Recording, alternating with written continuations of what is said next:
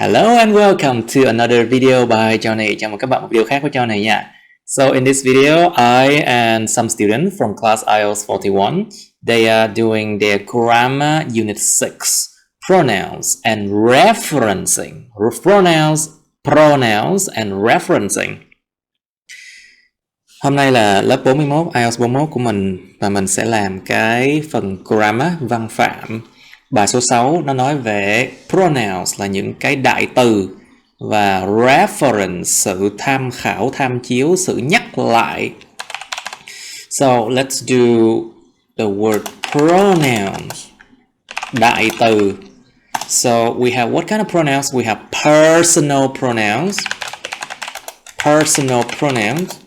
Nó gọi là những đại từ mang tính cá nhân, tức là đại từ, những đại từ nhân xưng đó. Possessive, you know this word? Possess, động từ to possess. Possessive, đúng rồi, mang tính sở hữu. Possessive pronouns, nó gọi là đại từ sở hữu. We have next one, reflexive. You know what is the verb to reflect, right? Reflect. Linh hoạt. Phản chiếu. Phản chiếu. Cái từ linh hoạt á, đó là flexible, yeah. Reflexive, reflect, phản chiếu. Từ reflexive pronouns, tiếng Việt nó có một cái từ đó là đại từ phản thân. Đại từ phản thân, reflexive, tức là nó phản ánh cái bản thân của cái người mà nói câu đó chẳng hạn. So reflexive pronouns, and we have referencing. Referencing là việc tham khảo, tham chiếu, nhắc lại cái gì đó, tham khảo, tham chiếu, nhắc lại cái gì đó. So thì nếu mà động từ của nó sẽ là to refer to something. To refer to something hoặc là somebody. Nó có nghĩa là nhắc lại cái gì đó hoặc ai đó. Các bạn nhớ không? To refer to someone or something. What did you refer to? Các bạn nhắc tới cái gì vậy? What did you refer to?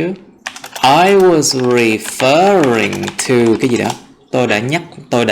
Ý của tôi là tôi nhắc đến cái gì đó. I was referring to something. Nhưng mà còn một cái nữa cũng refer. So we have to refer someone to someone else. Là giới thiệu ai đó đến với người nào đó khác. To refer someone to someone else. Like for example, James referred you to us. Ông James đã giới thiệu anh đối với chúng tôi chẳng hạn. To refer someone to someone else, or to refer to something, hoặc là to refer to someone else. So we have the word reference.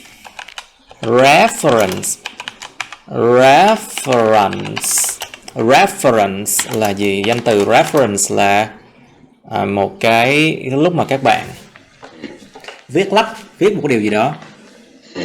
Bài luận thì các bạn phải tham chiếu, tham khảo, nhắc lại cái nguồn của nó đó. So reference là nguồn tham khảo. So reference. Okay, so next one. We have avoiding repetition. So we have the word to repeat. Y kéo dài. To repeat. To repeat. Lặp lại, nhắc lại, lặp lại. So the noun is repetition. Repetition. Repetition. Repetition. Repetition. Repetition là sự lặp lại. Các bạn thấy không? Động từ repeat, danh từ repetition nó không giống nhau nha. Verb and nouns don't often have the same pronunciation. They don't. Thường động từ và danh từ sẽ không có cùng một cái phát âm. Repeat and repetition. So here, avoiding Repetition. Việc tránh lặp lại. Việc tránh phải lặp lại. Việc tránh phải lặp đi lặp lại cái gì đó. By referencing, bằng chuyện mà tham khảo, tham chiếu, nhắc lại cái gì đó.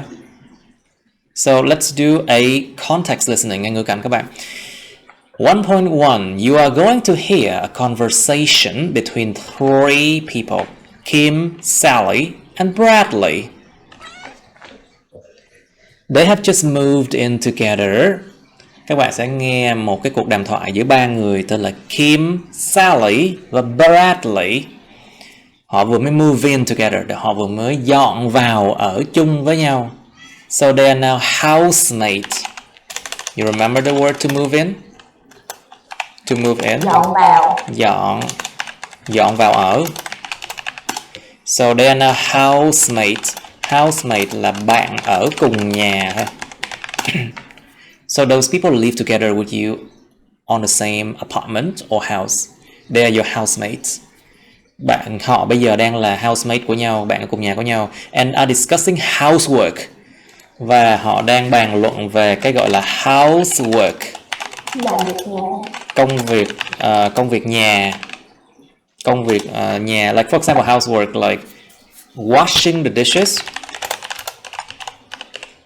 rửa chén đĩa. What else? Cleaning, dọn dẹp, nói chung lau chùi, cleaning. Doing the laundry. Remember? Doing the laundry. Giặt giũ quần áo. And other housework like other kind of housework, và những loại mà việc nhà khác. Which household chore? So you have the word chore. Chore. Chore. Nó có re cuối nè. Nhẹ. Chore. Chore là một cái việc mà mình phải làm mặc dù nó chẳng có vui vẻ gì. A chore is something you have to do even though it is not pleasant. Nó không có pleasant, nó không có vui vẻ gì mà vẫn phải làm. So which household chore? Việc phải làm trong nhà. Which household chores each of them has to do? Mỗi người trong họ phải làm cái gì? Công việc nhà nào? Write K if Kim will do this, S with Sally if Sally will do this, and B if Bradley will do this. Tùy người các bạn sẽ đánh vào chữ K, chữ S và chữ B nha. So we have first vacuum the kitchen. Động từ to vacuum. Hút bụi, to vacuum the kitchen. Vacuum. And the living room. Hút bụi phòng khách.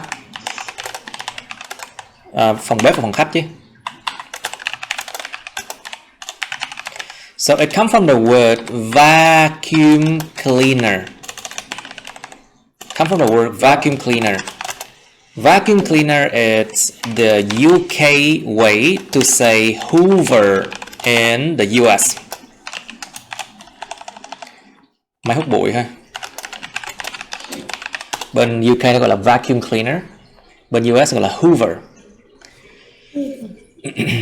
Hoover or vacuum cleaner.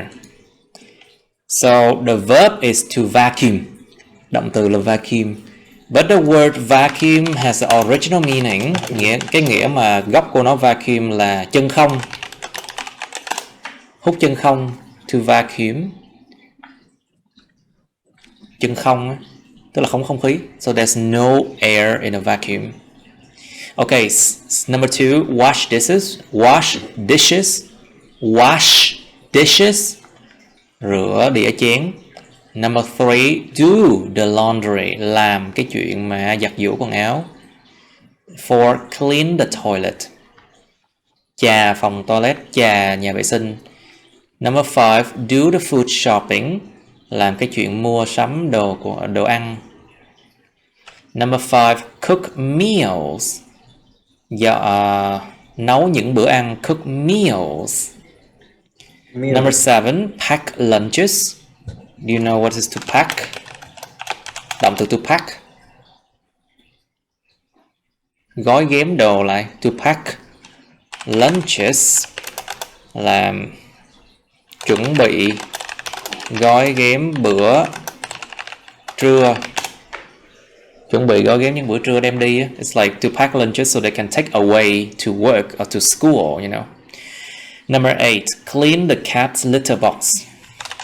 The cat's litter box. Litter box nó là cái hộp rác, cái hộp đựng cát mèo á. Hộp cát mèo á, để cho mèo đi vệ sinh á. Nó gọi là the cat's litter box. Clean the cat's litter box. Phải dọn, phải làm sạch cái hộp cho mèo đi vệ sinh. Okay, you need to listen and then write who will have to do what. Các bạn phải nghe và xem là ai làm điều gì thôi. And then 1.2, you have to listen again and fill in the gaps. Các bạn phải nghe lại và điền vào những cái khoảng trống này cho nó đúng chính xác trong cái bài thôi. You don't have to think, just have to listen carefully and then write in there. Cái câu này không phải suy nghĩ gì đâu, cứ phải nghe điền thôi. Okay, so there's a lot of them. And then 14 of them actually. Có 14 chỗ cần điền, các bạn đọc đi. So just have to read it first. Just have to read it first and then we can do it later. So number 4, from common spaces and cleaning litter box 2, you have the word common space. Common space, không gian chung. Không gian chung trong nhà. So it's a common space, it's a place that all the housemates will share with each other. Tất cả những bạn housemate trong này sẽ chia sẻ cùng cái phòng đó là common space. For example, common space include kitchen, living room of course, and the storage, I think. Cái phòng kho, phòng bếp, phòng khách sẽ là common space của cái nhà đó. Fridge. Cái chỗ này, cái space nó hơi bị vấn đề nha. Don't worry about the spacing here, it's a bit problematic. Okay. Có gì hỏi thầy liền. If there's anything you want to ask me immediately, please.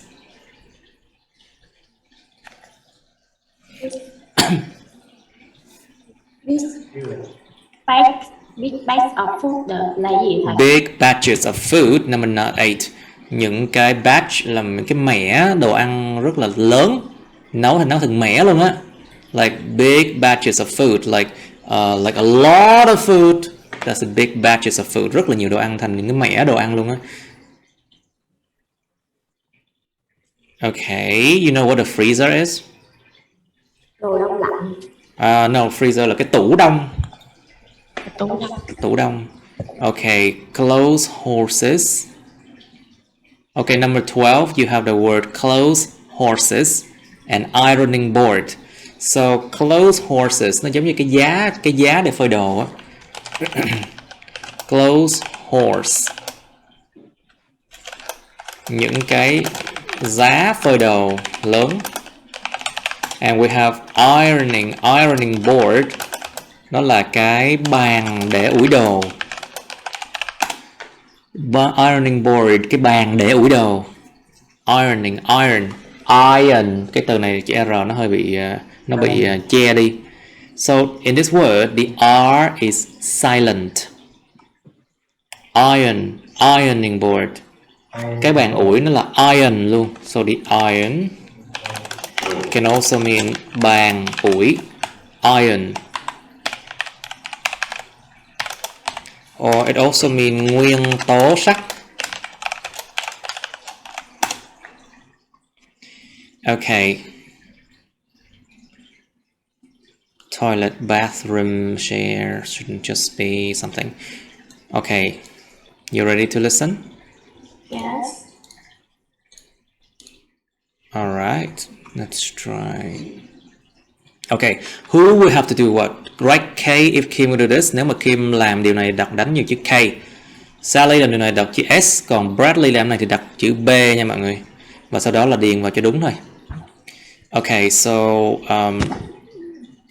this one it's 6, right? It's audio file 6. I've just bought a new digital piano, and I can't tell you enough how... Wait, this is not one. I opened the wrong book, I think. No, it's this one. Okay, just a moment. Alright, 6A. You are going to hear a conversation between three people. They have just moved in together and are discussing housework. So, let's talk about the housework, guys. We can clean our own rooms ourselves, but what about the common spaces like the kitchen, the living room, the 2 toilets, and the storage area? Shall we take turns to clean them each week or make a chores chart? Good idea. I think we should take turns to clean once a week. For example, I can vacuum and then mop the floors at the weekend, then the following week, you or Bradley can do it. Oh, excuse me. Yeah, I agree. On weekdays we have to go to school and focus on our studies, so it's better to do the cleaning at the weekends. I will of course take care of my cat, and that includes removing her hair from common spaces and cleaning the litter box too.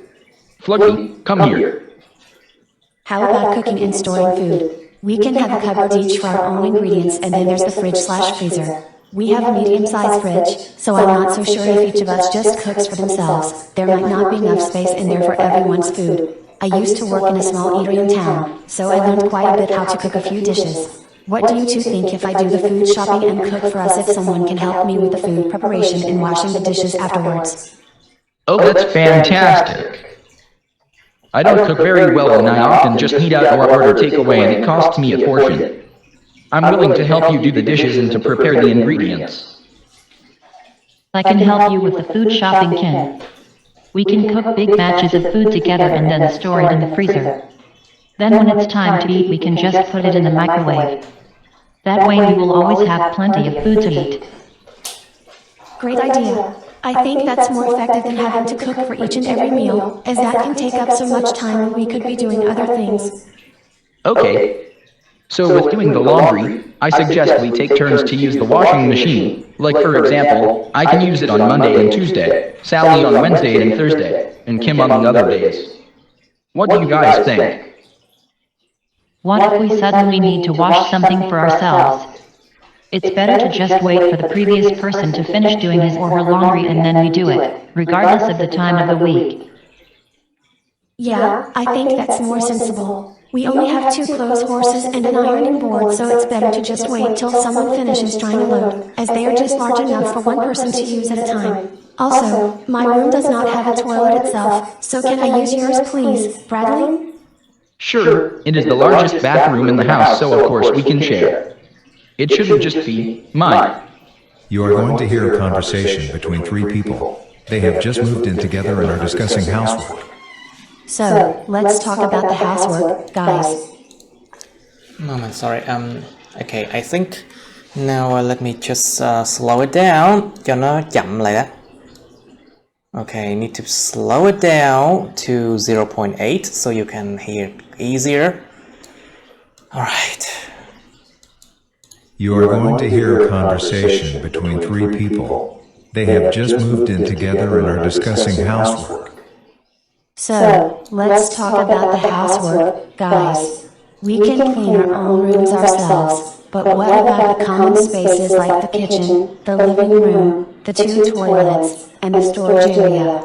Shall we take turns to clean them each week or make a chores chart? Good idea. I think we should take turns to clean once a week. For example, I can vacuum and then mop the floors at the weekend, then the following week, you or Bradley can do it. Yeah, I agree. On weekdays we have to go to school and focus on our studies, so it's better to do the cleaning at the weekends. I will of course take care of my cat, and that includes removing her hair from common spaces and cleaning the litter box too. Fluggy, come here. How about cooking and storing food? We can have a cupboard each for our own ingredients, and then there's the fridge/freezer. We have a medium-sized fridge, so I'm not so sure if each of us just cooks for themselves. There might not be enough space in there for everyone's food. I used to work in a small eatery in town, so I learned quite a bit how to cook a few dishes. What do you two think if I do the food shopping and cook for us if someone can help me with the food preparation and washing the dishes afterwards? Oh, that's fantastic. I don't cook very well and I often just eat out or order takeaway and it costs me a fortune. I'm willing to help you do the dishes and to prepare the ingredients. I can help you with the food shopping, Ken. We can cook big batches of food together and then store it in the freezer. Then when it's time to eat, we can just put it in the microwave. That way we will always have plenty of food to eat. Great idea. I think that's more effective than having to cook for each and every meal, as that can take up so much time when we could be doing other things. Okay. So with doing the laundry, I suggest we take turns to use the washing machine. Like for example, I can use it on Monday and Tuesday, Sally on Wednesday and Thursday, and Kim on the other days. What do you guys think? What if we suddenly need to wash something for ourselves? It's better to just wait for the previous person to finish doing his or her laundry and then we do it, regardless of the time of the week. Yeah, I think that's more sensible. We only have 2 clothes horses and an ironing board, so it's better to just wait till someone finishes drying a load, as they are just large enough for one person to use at a time. Also, my room does not have a toilet itself, so can I use yours, please, Bradley? Sure, it is the largest bathroom in the house, so of course we can share. It shouldn't just be mine. You are going to hear a conversation between 3 people. They have just moved. Okay. Okay, is it easy or not easy?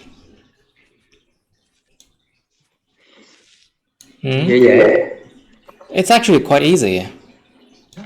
Sau khi các bạn đã trải qua được bao nhiêu bài, thực sự các bạn học cẩn thận thì đến lúc này thì bài nó dễ.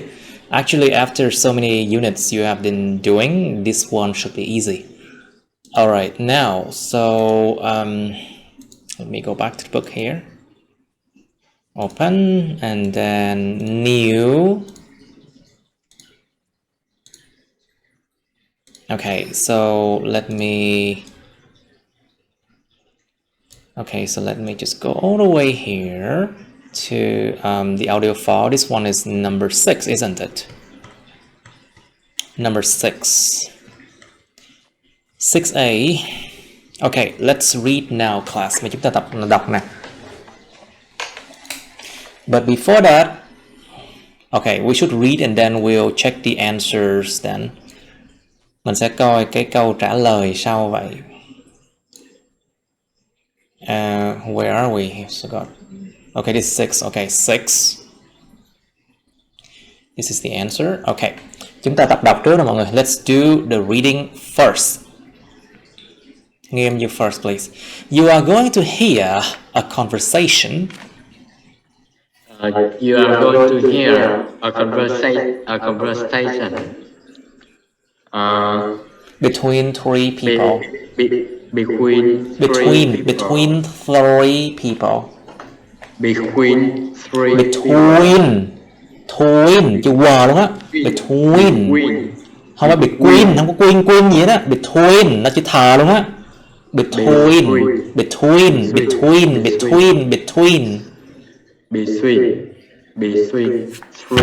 people. They have just moved in together. They have just moved in together. They have just moved in together. They are now housemates And are discussing housework. Okay. Các bạn sẽ nghe một cuộc đàm thoại với 3 người. Họ vừa mới dọn vào cùng nhau và họ đang là bạn cùng nhà với nhau và họ đang bàn luận về việc làm việc nhà. Kim. Now, so let's talk about the housework, guys. So let's talk about the housework, guys. we can clean Đọc kỹ vào. Our own rooms. We can clean our own rooms. we can clean our own rooms ourselves. But what about the common spaces? But what about the common spaces? Like the kitchen, the living room, the two toilets and the storage area. and the storage area. So Shall we take turns to clean them each week? shall we take turns to clean some Each week, or make a chores chart? or make a chores chart? Okay, nào, hãy nói về việc nhà đi nào mà mọi người. Guys here means people, you know, like close to you, or people who are, you want to talk about people in an informal way. Muốn gọi con người theo kiểu không trịnh trọng á. Ê mấy đứa, hey guys, hey mấy đứa, let's talk about housework guys. Hey mấy đứa, giờ nói chuyện làm việc nhà nữa nè. Chúng ta có thể dọn cái phòng riêng của chúng ta, tự thân gọn phòng riêng của chúng ta. But what about the common spaces? Vậy thì mấy cái không gian chung giống như là phòng bếp, phòng khách, hai cái toilet và cái khu vực mà phòng kho thì sao? Shall we take turns? To take turns, what does it mean? Theo lượt. To take turns, theo lượt. Chúng ta theo lượt chọn chúng mỗi tuần, hoặc là hay là tạo một cái gọi là cái biểu đồ, cái bảng mà để làm việc nhà. A chores chart. Bảng phân công việc nhà, nó gọi là chores chart. Okay, Ian, please. Good idea. Good idea. Well, Ian. Take turn, okay? You need to take turn, you know. Okay, Miss Ian, please. Good idea. Good ideas. I think we should take turns. We should take turns. We should take turns to clean. SH. We should take turns to clean once a week. We should. Nó là SH, âm nặng. We should take turns to clean once a week. For example, I can vacuum and then mop the floors. For example, I can vacuum and then mop the floors At the weekend. Then the following week, You or Bradley can do it. you or Bradley can do it. Good idea, ý tưởng tốt á. Tôi nghĩ là chúng ta nên take turns, nên đi theo lượt đi. Dọn một lần một tuần, ví dụ tôi có thể hút bụi và đó mop the floors là quét, nó hút to to mop the floor, lau sàn, hút bụi lau sàn ở cuối tuần. Sau đó là tuần sau đó anh chị Kim là chị ở đây, nên là this is like a woman name, chị hoặc là Bradley có thể làm gì đó. Okay, yeah, I agree. Yes, I agree. I agree. I agree. Agree.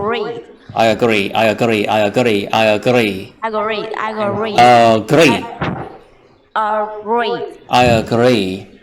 I agree. On weekdays, we have to go to school and focus on our. On weekdays, we have to go to school and focus. Focus. Âm đầu, những âm đầu. Focus on our. Focus on our studies. Studies. On our studies.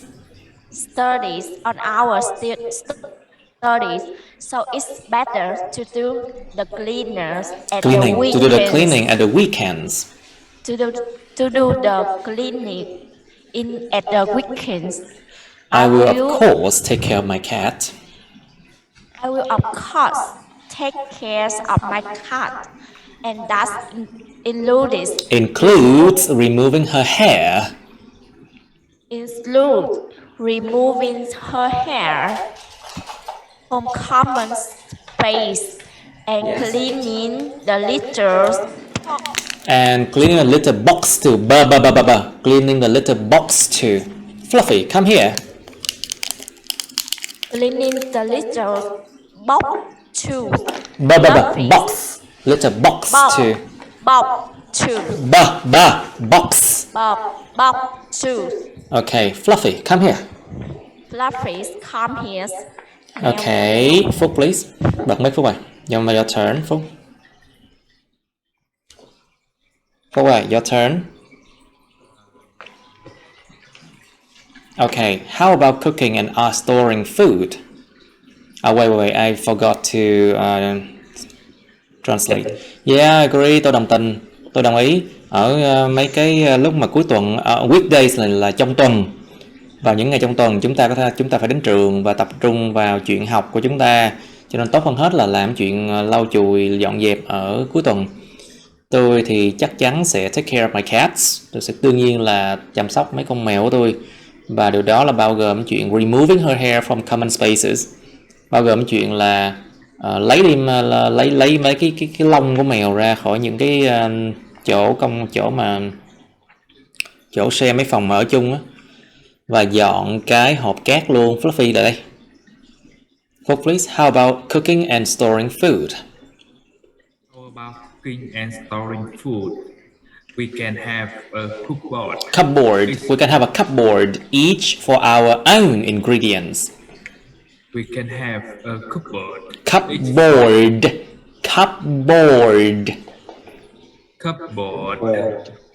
Each cupboard each for our own ingredients. Cupboard each for our own ingredients. And then there's the fridge or freezer. Fridge or freezer.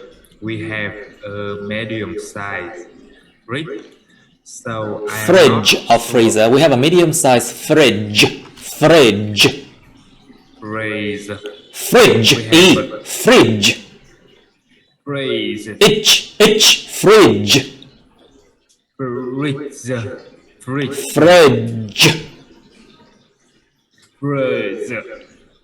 We have a medium size fridge. A fridge. Medium size fridge. So I'm not so sure if each of us just cooks for themselves. So I am not so sure if each of us just cooks for themselves. There might not be enough space in there. There might not be enough space in there for everyone's food. In there for everyone's food. I used to work in a small eatery in town, so I learned quite a bit. Tiếp em. I used to work.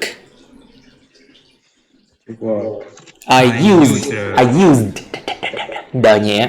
I used to work in a small eatery in town. I used to work in a small eatery chỗ ăn. Eatery, small eatery in town. So I learned quite a bit how to cook a few dishes.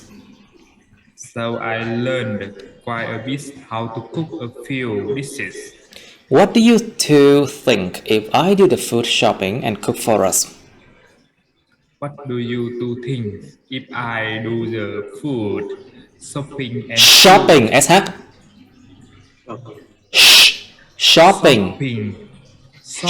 Shopping and cook for us. Shopping and cook for us. If someone can help me with food preparation. If someone can help me with the food preparation. And washing the dishes afterwards.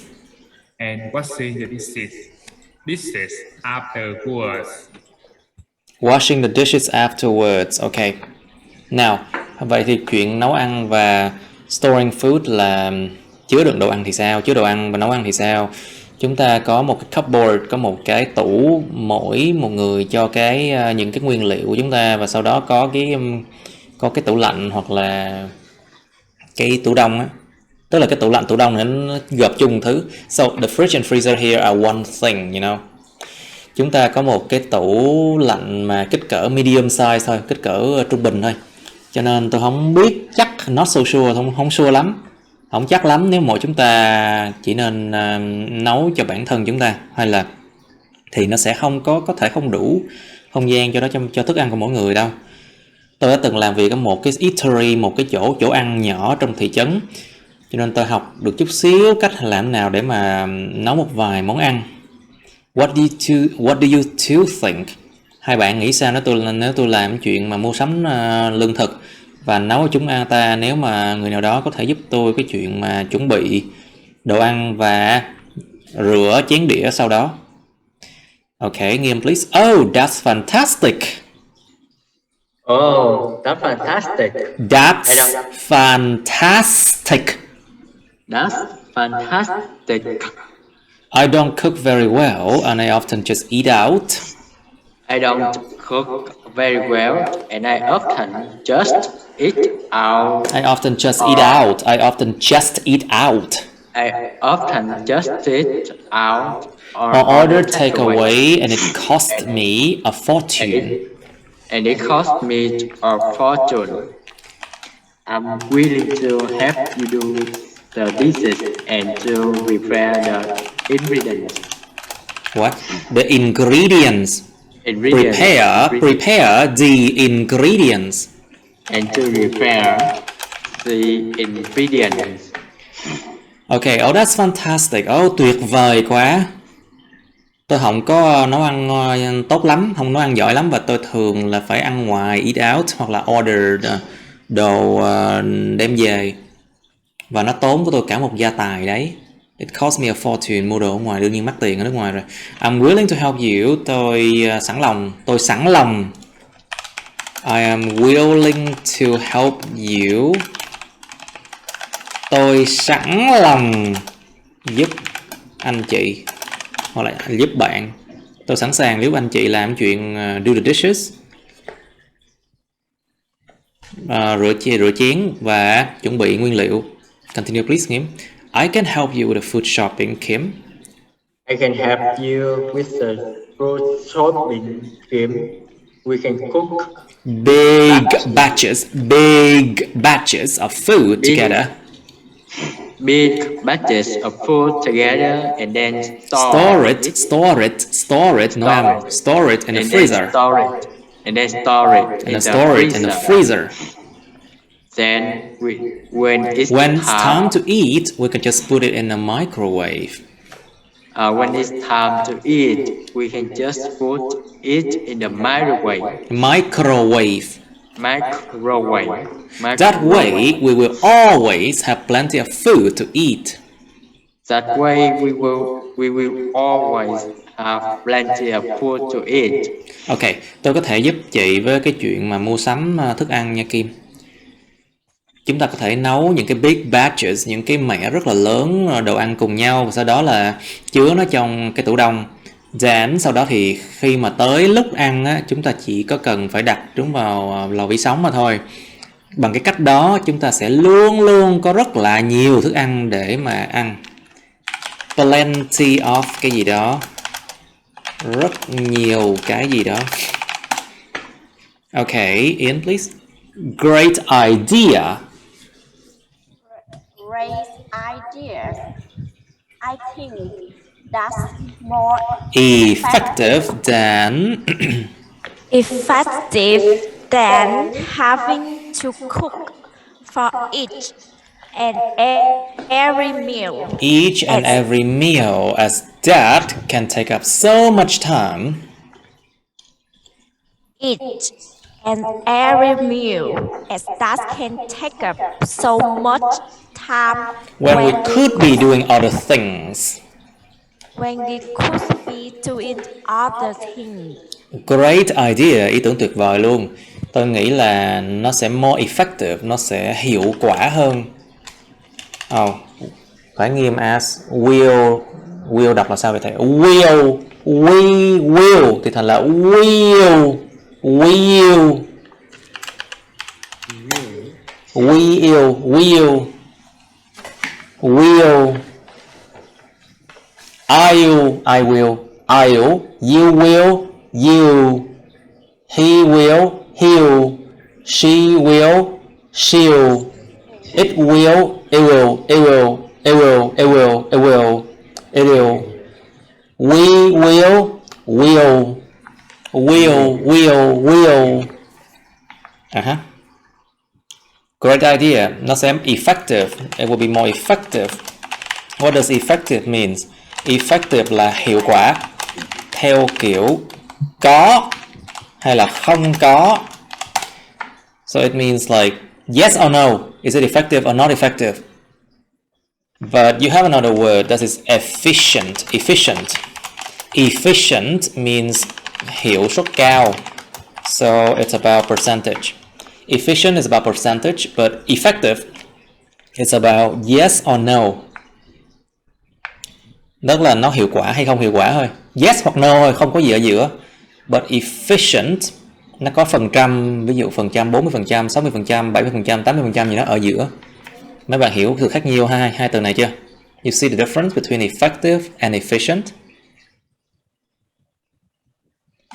Yeah. Later you will see. Now I think it's more effective. Tôi nghĩ nó hiệu quả hơn là chuyện phải nấu cho mỗi một và từng cái bữa ăn. As that, và bởi vì điều đó có thể take up so much time, nó có thể lấy đi quá nhiều thời gian mà chúng ta có thể làm những thứ khác. Okay, English. Okay, so with doing the laundry. Okay, so with doing the laundry. Laundry. O-N. Laundry. Không phải là laundry, nó là laundry nha. Laundry. Yes, so with doing the laundry, I suggest we take turns. I suggest we take turns to use the washing machine. The washing machine, like for example, I can use it on Monday and Tuesday. Washing machine. Yeah, washing machine. Like for example, I can use it on Monday and Tuesday. Washing machines. Machine. For example, I can. Machine. Washing machine.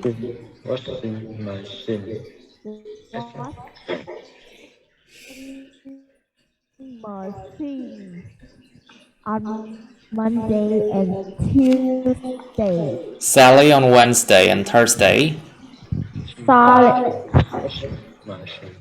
Sally on Wednesday and Thursday. Wednesdays and Thursdays.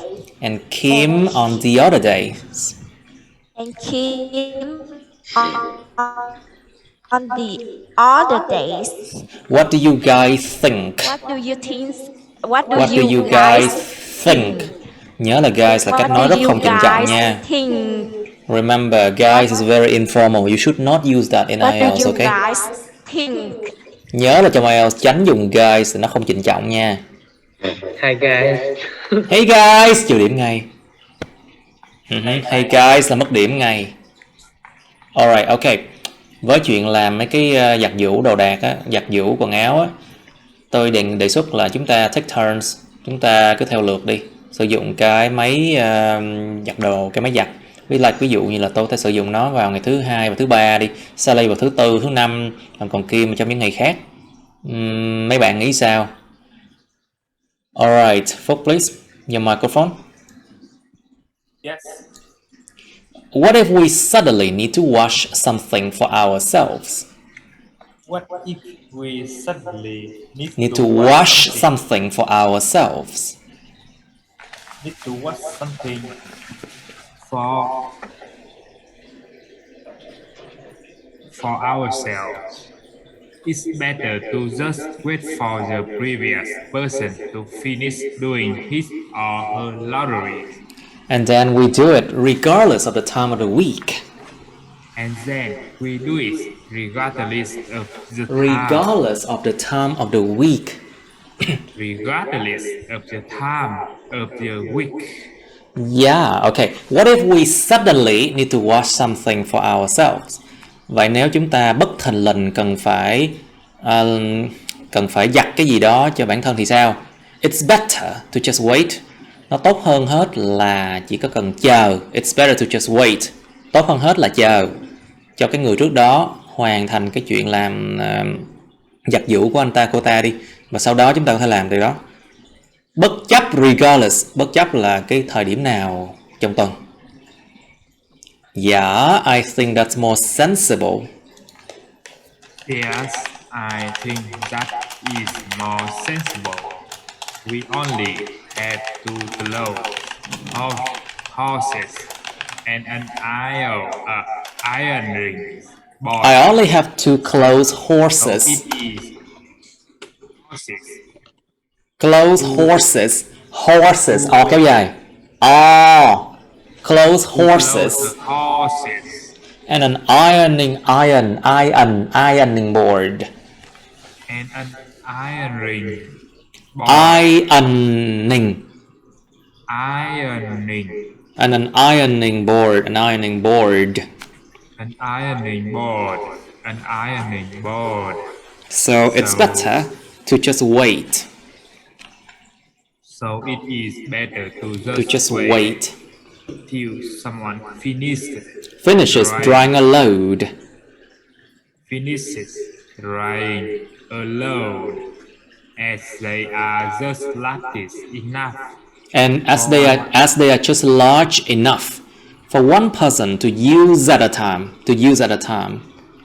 As they are just large enough for as they are just large enough for one person to use at a time. As they are just large enough. Large enough. For one person to use at a time.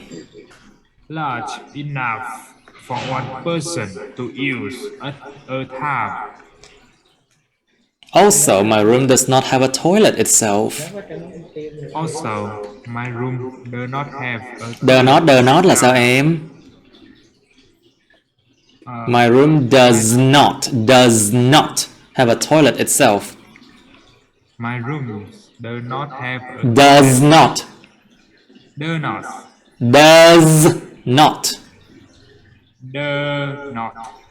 My room does not have a toilet itself. My room does not have a toilet itself. So can I use yours, please, Bradley? So can I use your please? Can I use yours, please, Bradley? So can I use yours, please, Bradley? Okay, yeah, I think that's more sensible. Yeah, tôi nghĩ thì nó nghe hợp lý hơn đấy. Có vẻ hợp lý hơn đấy, sensible. Chúng ta chỉ có hai cái clothes horses, chỉ có hai cái giá treo đồ mà thôi. And an ironing board và một cái bàn để ủi. Cho nên tốt hơn hết là chờ đến khi ai đó hoàn thành cái chuyện drying a load. Hoàn thành cái chuyện là làm khô một cái khối đồ. As they are just large enough, bởi vì nó chỉ đủ bự cho một người sử dụng một lần thôi. Also, the room doesn't have a toilet itself. Ngoài ra thì cái phòng bản thân nó không có một cái toilet luôn. Phòng tôi thì bản thân không có toilet, cho nên tôi sử dụng cái của anh được không, Bradley? Can I use yours, please? Cái của anh tức cái toilet của anh đó. So yours here mean your toilet. Sure. It's the largest bathroom in the house. Sure, it is the largest bathroom in the house. So, of course, We can share. We can share. It shouldn't just be mine. We can share. It shouldn't just be mine. Ok, sure luôn, chắc luôn. Nó là cái phòng tắm bự nhất, to nhất trong nhà, cho nên đương nhiên là chúng ta có thể chia sẻ được rồi. Nó không nên chỉ là của tôi. Okay, very good. So now, if you check the answer out, well, we have this. So vacuum the kitchen and the living room. It's all three of them have to do. Cả ba người đều phải làm. Number 2, wash dishes. Only Bradley would do that. Do the laundry. It's all three of them have to do. Cả ba người đều phải làm. Ủi đồ. Clean the toilet. All of them have to do because they take turn, right? Họ theo lượt mà, thì tự nhiên cả ba đều phải làm. They take turn.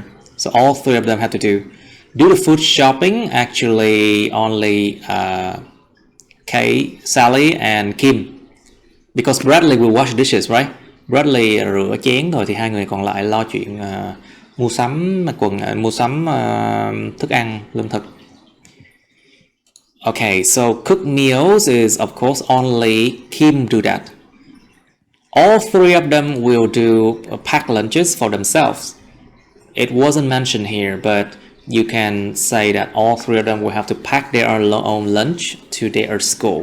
Mặc dù trong bài nó không có nói nhiều cái phần mà tự đem bữa trưa đến nơi làm việc cái gì hết, nhưng mà các bạn phải tự suy luận ra là cả ba đều phải tự làm chuyện này. Pack lunches. You have to think about it, and it's logical to say that all will have to pack their own lunches. Nó nghe rất là hợp lý, rất là logic nếu mà mấy bạn suy luận ra được là cả ba người phải tự làm cái pack lunches này, đem lunch đến đem bữa trưa đến nơi làm việc hoặc là nơi học hành. Who cleaned the cat's litter box? Only Bradley do that because he has a cat. Anh có con mèo thì anh phải tự làm điều này. Alright, so number 1, we can clean our own room ourselves. Chúng ta có thể dọn dẹp cái phòng riêng của riêng chúng ta, tự thân dọn dẹp, tự dọn. We can clean our own rooms ourselves. Number 2, it's excuse me. Number 2 is we should take turns to clean them once per week.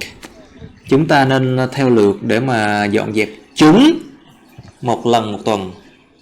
Chúng đây là nói về cái gì đó trước đó. So them here refer to something that has been said before. Cái chữ them này nó refer, nó nhắc lại cái gì đó được nói trước đó. Number 3, it's I and you. I can vacuum and then mop the floor on a weekend. Then the following week, you or Bradley can do it. Đó.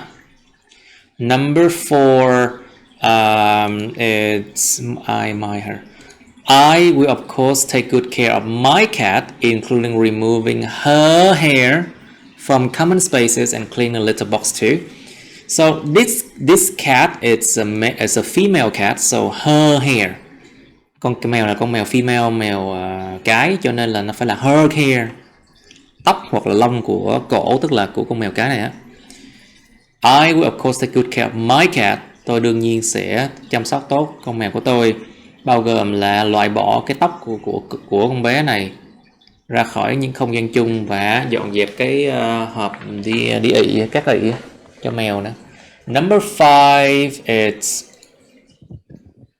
we, I'm, themselves. Number 5 is we have a medium-sized fridge, so I am not so sure if each of us just cook for ourselves, there might not be enough space in there for everyone's food. Number 6, cook for themselves nè. Chỉ chúng ta có một cái tủ lạnh kích thước nhỏ, kích thước trung bình thôi, cho nên I am not so sure, tôi không chắc. Nếu mỗi chúng ta chỉ có cook for ourselves, chỉ có nấu cho bản thân, cook for ourselves, thì có thể không đủ không gian trong đó cho thức ăn của mỗi người đâu. Number 6 is you, I and me. What do you two think if I do the food shopping and cook for us, if someone can help me with food preparation and washing the dishes afterward?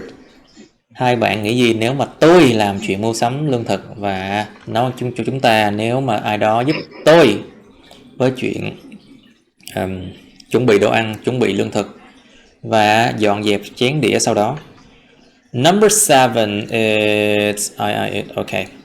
I don't cook very well, so I often just eat out in order takeaway, and it costs me a fortune. Oh, cho nên thiếu chữ me á. There should be me in here, you know.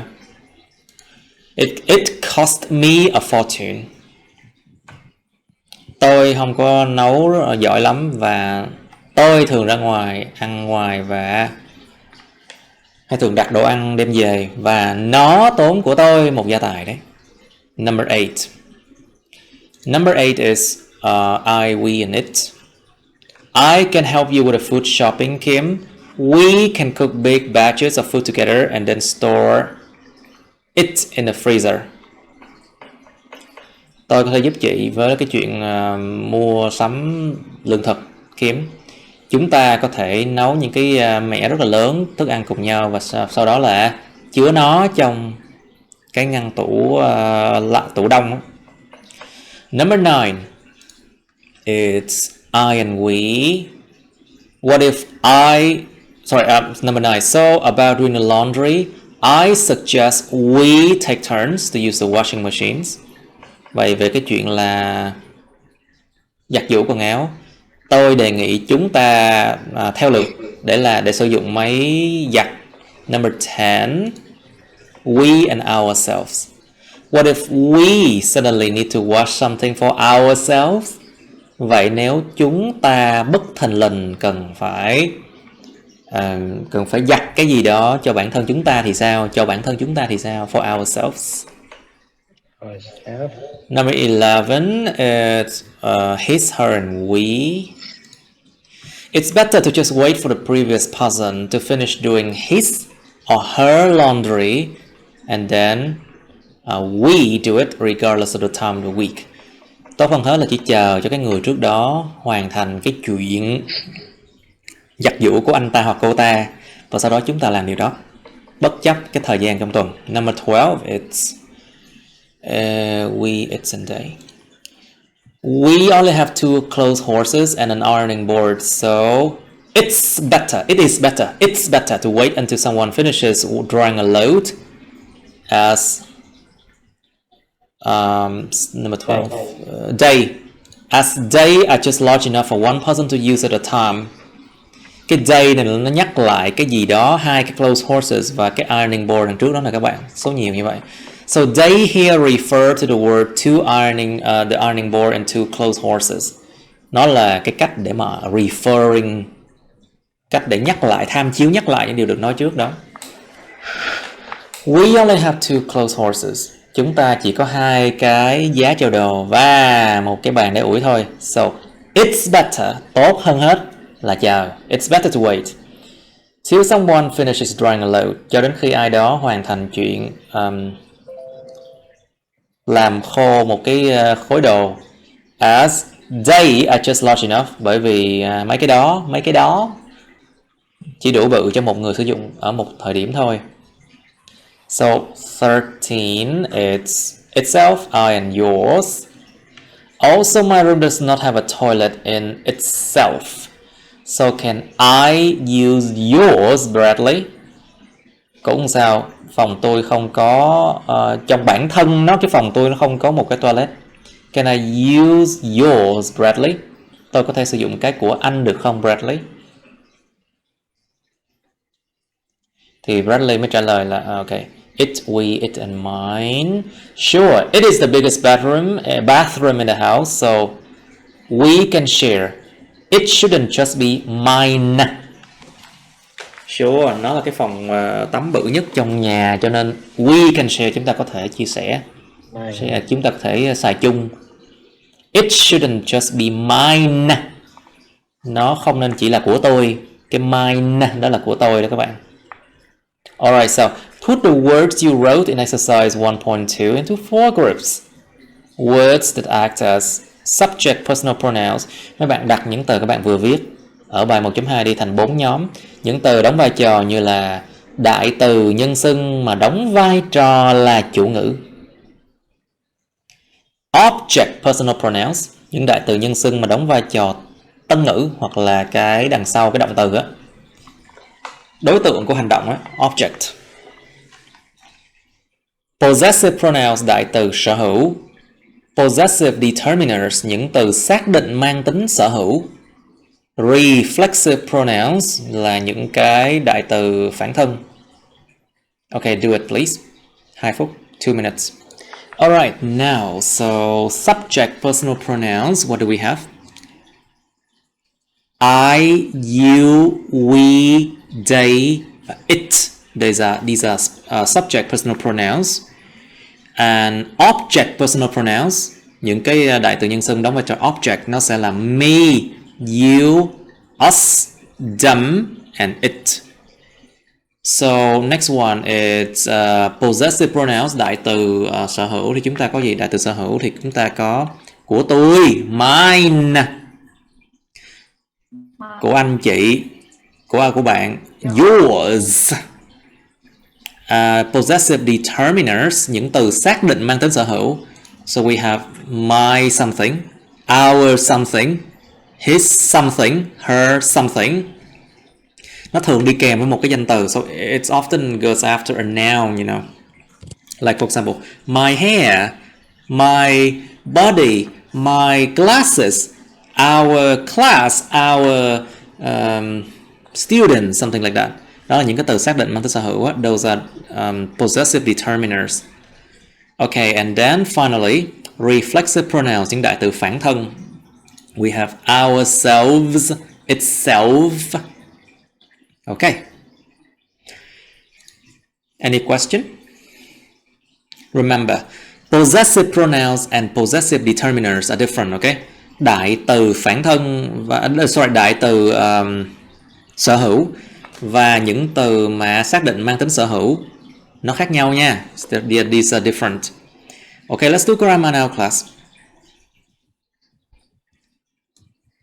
Okay, let's read it. Nghiêm, please. Personal and possessive pronouns. Personal and possessive pronouns. Possessive. Possessive. Possessive Pronouns. Pronouns. Okay. Subject. Personal pronouns. I, you, he, she, it, we, they. Object. Personal pronouns. Me, you, him, her, it, us, some. Them. Them. Some. Them. Them. Possessive pronouns. Mine, yours. Mine, yours. His, hers. His, hers. Ours, theirs. Theirs. Okay, number 1. We use subject pronouns before verbs. We use subject pronouns before verbs. Subject pronouns before verbs. Pronouns before verbs. She cooks pasta very well. She cooks pasta very well. Very well.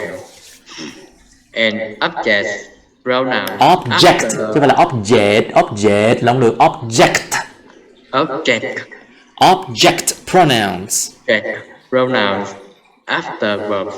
Or prepositions. Or preposition.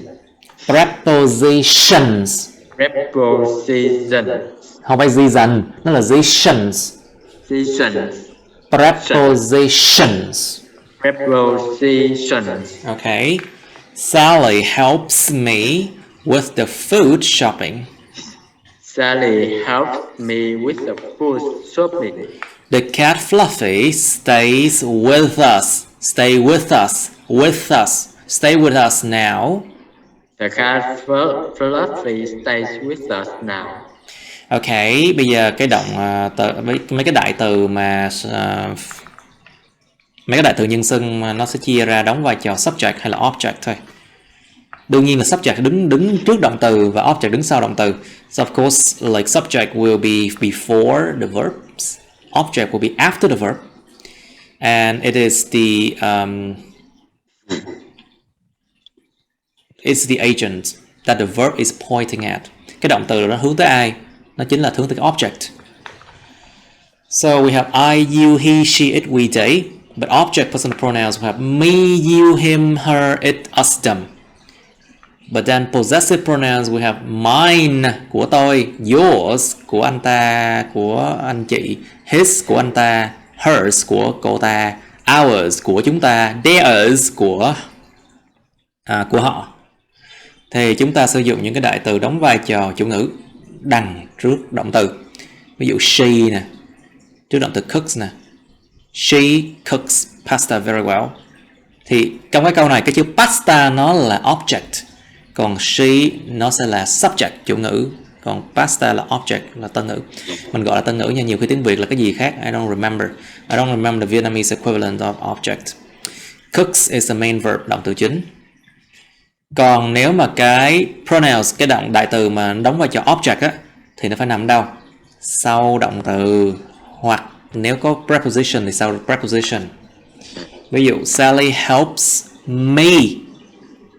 This is object pronouns. Đây là đại từ đóng vai trò object nè. Sally helps me with the food shopping. The cat Fluffy stayed with us now.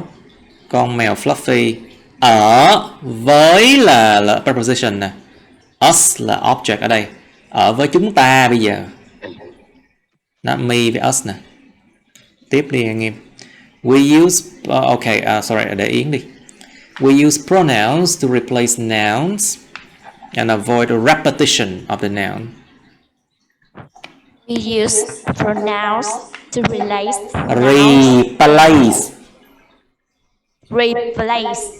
nouns and avoid repetition.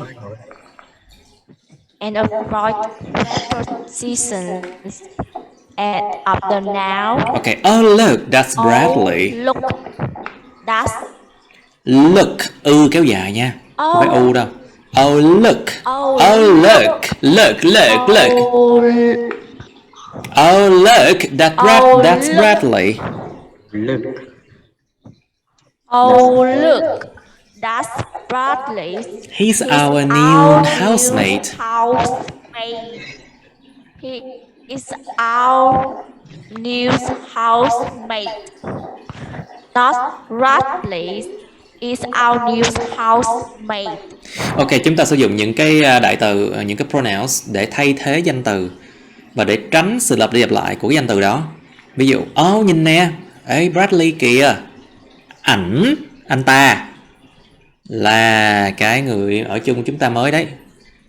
Thì anh ta đây đương nhiên sẽ nói về cái chữ Bradley này. Cho nên cái câu mới này nó không lặp lại cái tên Bradley is our new housemate nữa. So in this new sentence, we do not repeat the word Bradley in here anymore because we use he to replace his name already. Chúng ta sử dụng chữ he để mà thay thế cái tên Bradley này rồi, cho nên câu thứ hai này không có lặp lại cái tên đó nữa chẳng hạn. Okay. Number 3, please.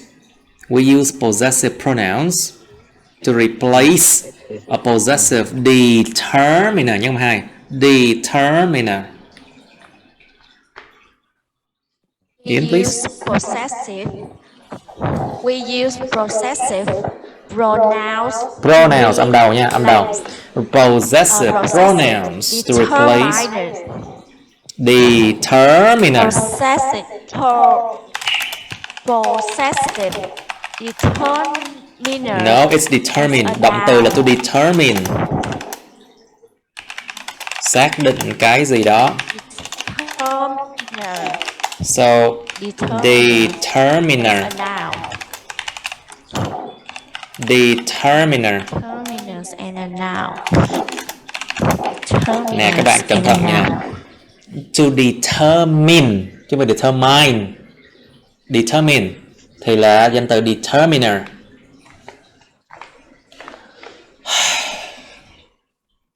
Replace a possessive determiner and a noun. Replace a possessive determiners and a noun. Okay. My room does not have a toilet. My room does not have a toilet. Can I use yours? Yours. yours, Yours yours, equal to Yours. your toilet. is Okay. equal to your toilet. Ok, chúng ta sử dụng những cái đại từ mà sở hữu để thay thế một cái từ xác định sở hữu và một danh từ. Ví dụ từ xác định sở hữu ở đây là cái chữ your nè, còn danh từ đây là toilet nè, thì mình thay thế cái đó bằng nguyên cả một cái possessive pronoun là yours, có s này luôn. Phòng tôi không có toilet, tôi có thể sử dụng cái của anh được không? Cái của anh tức là gì? Là your toilet. Ok. Alright, now let's go to reflexive pronouns, đại từ phản thân nè. Okay, Phúc please, your microphone, bật mic. Reflexive pronouns. Reflexive pronoun. Nhớ âm đầu nha. Pronouns, remember. Pronouns. Pronoun. Pronouns. Pronoun. Reflexive pronouns. Đầu ghê luôn á. I have headache now. Pronoun. Myself, yourself, himself, Herself. itself, ourselves, Ourselves. Ourselves. ourselves, Yourselves. yourself, Themselves. themselves. Okay, we use reflexive pronouns. One. We use reflexive pronoun. Pronouns. Pronouns. We use reflexive pronouns. Pronouns. Âm đầu nha. Pronouns. We use reflexive pronouns. When the subject Subject. and the object Subject. of the verb When the are subject. the same, you can set yourself goals to achieve. Number two, to add emphasis. Những âm đầu. Emphasis. To add emphasis to the subject or object. I cook that dish myself. I cook that dish myself. Myself. Equal, I do it, not anybody else. I do it, not anybody else. Ok, bây giờ đại từ phản thân thì chúng ta có những đại từ phản thân nào? Myself, tự tôi. Yourself, tự anh chị, tự bạn. Himself, herself. Itself, tự bản thân nó. Himself, tự bản thân anh ta. Herself, tự bản thân cô ta. Ourselves, tự bản thân chúng ta. Yourselves, cái này là số nhiều của you nè. Các bạn, tự bản thân các bạn. Yourselves. Themselves, tự bản thân họ. Thì chúng ta sử dụng reflexive pronouns để làm gì? Thứ nhất là khi cái chủ ngữ và cái object, subject object của cái động từ đó nó y chang nhau.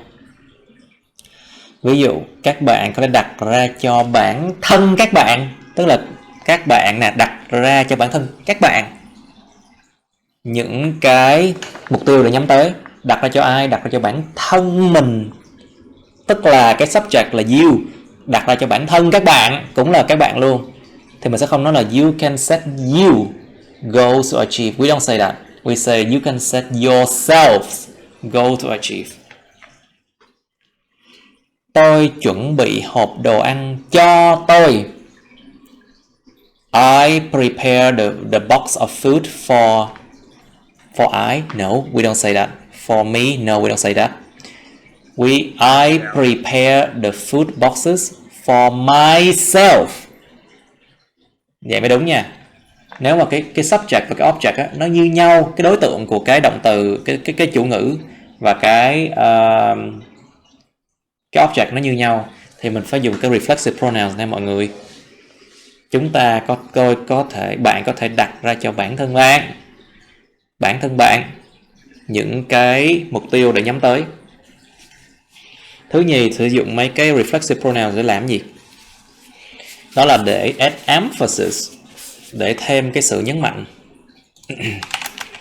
To add emphasis. Emphasis. To add emphasis, thêm sự nhấn mạnh. vào cái subject hay object. Ví dụ I cooked that dish myself. Tôi nấu cái món, tôi tự nấu cái món đó đó. Để nhấn mạnh là tự tôi nấu đó, không ai làm khác đâu. I cooked that dish myself. To add emphasis that I did it, not anybody else. Tôi làm đó đó, nhấn mạnh. Chứ không phải ai khác làm đâu. I cooked that dish myself. Cái myself này á, nó là nhấn mạnh, nhưng mà cái by myself các bạn sẽ thấy nó sẽ có công dụng khác, đó là nói là tự thân tôi làm, chứ nó không có mang tính nhấn mạnh nha. So by myself and myself is a bit different. Myself is to add emphasis, but by myself means like I did it, not anybody else, but there's no emphasis. Nó sẽ không có sự nhấn mạnh nếu mà dùng chữ by myself, nó sẽ ra nghĩa khác, các bạn sẽ tự thấy ha. Mà myself là có sự nhấn mạnh. Alright, so let's continue. Nghiêm. Number 3. Which by to mean On my own or on your own? On your own. On your own. O-N. On your own. Own. On your own, etc. Etc. Okay, you can fight the invaders by yourself. You have to fight the invaders by yourself. On your own. She has to do this by herself. On her own. Okay, thêm chữ by vô để có nghĩa là on my own or on your own. Tự làm đi. You have to fight the invaders by yourself. Anh chị sẽ phải đánh đuổi những kẻ xâm lăng, sẽ phải tự đánh đuổi những kẻ xâm lăng.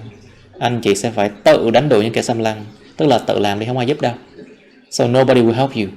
You have to do it on your own. Tự làm đi. Anh chị phải tự đánh đuổi những kẻ xâm lăng nhé.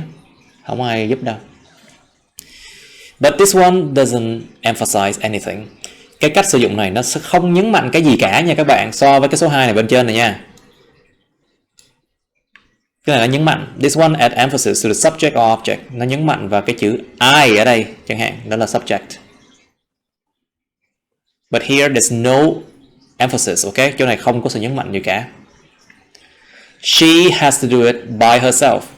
Cô ta phải tự làm điều này, tức là không ai giúp cô cả. Tự làm on her own. Okay, continue please. Nghiêm. Number 4. In common is present. In the imperative with yourself or yourselves. Yourself. Enjoy yourself and enjoy yourselves. Okay, help yourself. Help yourself. Help yourselves. Help yourself. Look cái dài. Look after yourself. Look after yourself. Be careful. Alright. Cách thực hiện thứ tư đó là trong những cái biểu đạt thông thường mình phải biết thôi, biểu đạt thông thường mình phải biết thôi. You have to know these common expressions. Ở cái dạng imperative là cái dạng ra lệnh đó, hoặc là cái dạng mà nó không có hiện rõ cái chủ ngữ, cái dạng mà không hiện rõ chủ ngữ là dạng imperative á, và chữ yourself hoặc là yourselves này. Like for example, enjoy yourself có nghĩa là gì? Enjoy yourself tức là đi chơi vui nha. Or enjoy yourselves nên là số nhiều. Các con đi chơi vui nha, các bạn đi chơi vui nha. Enjoy yourselves.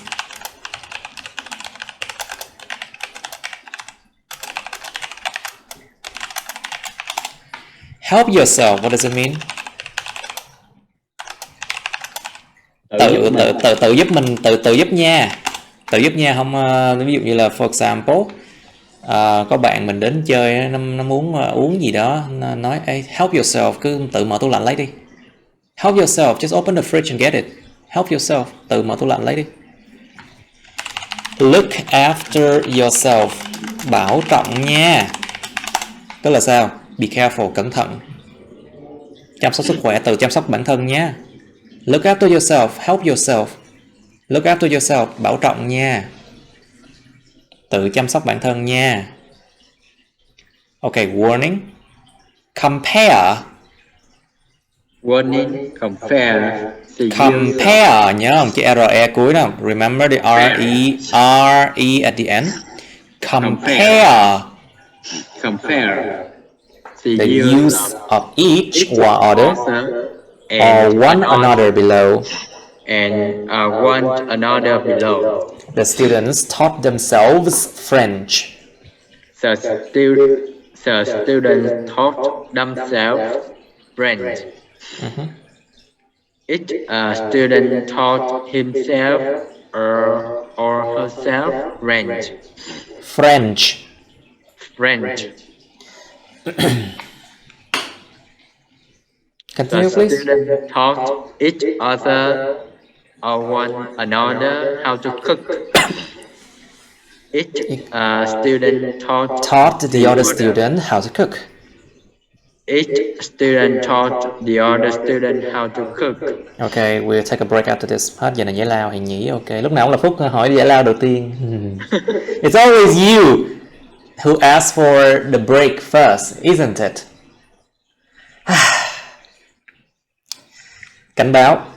So sánh cách sử dụng của each other là làm cái gì đó cho nhau, and one another, một người khác. Bên dưới này các bạn. The students taught themselves French. Những bạn sinh viên học sinh dạy cho bản thân họ tiếng Pháp, tức là tự học tiếng Pháp. Tức là mỗi người này dạy cho cái anh ta hoặc cô ta tiếng Pháp, tự học. Câu thứ hai, the student taught each other là dạy cho nhau. Một cái là tự học, cái dạy cho nhau. Dạy nhau, taught each other. Cách nấu ăn. Tức là mỗi người sinh viên này dạy cho một người sinh viên khác làm thế nào để nấu ăn. Dạy nhau. Một cái là tự học, một cái là dạy nhau. Trong tiếng Việt cái chuyện này nó rất là rõ ràng ra, cho nên các bạn sẽ hiểu được. I think in Vietnamese it's very clear between each other, taught themselves and teach other something. So you understand it. Okay, break time, 5 minutes. Now let's get back to it. Now, some special situations. Whose turn is that? Đến giờ đến lượt ai ta? Yến, please. Your microphone. Turn on your microphone. All of you, please. Yến ơi, are you there? Are you back now? Okay, we're back now. Okay, Yến, your turn, please. Number 3. Some special situations.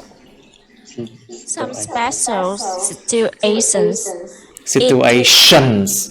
Situations. Cái chữ sần nó không có chưa làm được. Sần. Sần. Some special situations. Some special situations. Okay, it. We can use it. It. We can use it as a subject. A fake subject. A fake. F-A-K-E. Fake. Chứ không phải là fake. A fake subject. A fake subject. Just to make it grammatically correct. to make it grammatically correct. Correctly nữa rồi. I said all the correctly as pronounced like cly. Tất cả đọc là cly hết nha.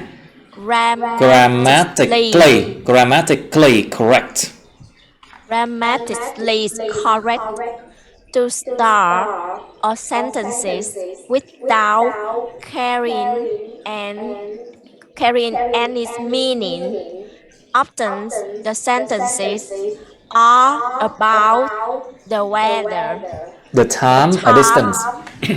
The time or distance. It's raining now.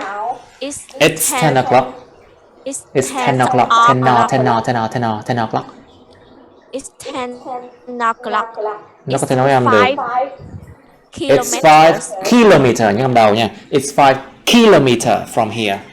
It's 5 kilometers from here. To start sentences when the real subject Real. When the real subject. When the real subject is an infinitive or an ing form. is an infinitive or an inform ing form. Đọc là ing đi. An ing form. ing form. It won't take long to cook this dish. It won't take long to cook This dish. this. Okay, to cook this dish won't take long, yeah. It want to cook this won't take long. Cái này là một cái chỗ để mà làm nên cái sự khác biệt giữa cái người học tiếng Anh đàng hoàng và người học tiếng Anh không đến chốn. Cái phần này nó cực kỳ quan trọng nha. This is very important that you learn it here very carefully. Các bạn có thể sử dụng chữ it. Thứ nhất là như là chủ ngữ, như là một cái chủ ngữ giả, chỉ để mà làm cho nó nghe nó đúng về mặt văn phạm thôi, để bắt đầu một cái câu nhưng mà nó chẳng có mang ý nghĩa gì cả. Thường cái câu đó nó nói về thời tiết nè, thời gian nè, hoặc là khoảng cách. Ví dụ it's raining now, các bạn không thể dịch là nó đang mưa bây giờ, mà các bạn phải dịch là trời đang mưa bây giờ mới đúng. It's 10 o'clock, các bạn không thể nào dịch là nó 10 giờ, mà các bạn phải dịch là 10 giờ rồi. It's 5 km from here, 5 cây số từ chỗ này, chứ không thể nào dịch là nó là 5 cây số từ chỗ này, không phải. Cho nên it's này nó giống như là nó cái câu cửa miệng của người nước ngoài đó, cái câu cửa miệng của người nói tiếng Anh luôn á. Các bạn phải biết, you need to know that it's here. Always, it's like always up here. Okay, it's hoài luôn á. Người ta nói cái câu này dùng chữ it's rất nhiều luôn trong tiếng Anh. Dạ, trời đang mưa. How you say it? Có phải là the sky is raining không? No. How do you say it? It's raining. Ê, trời đang nắng. How you say that?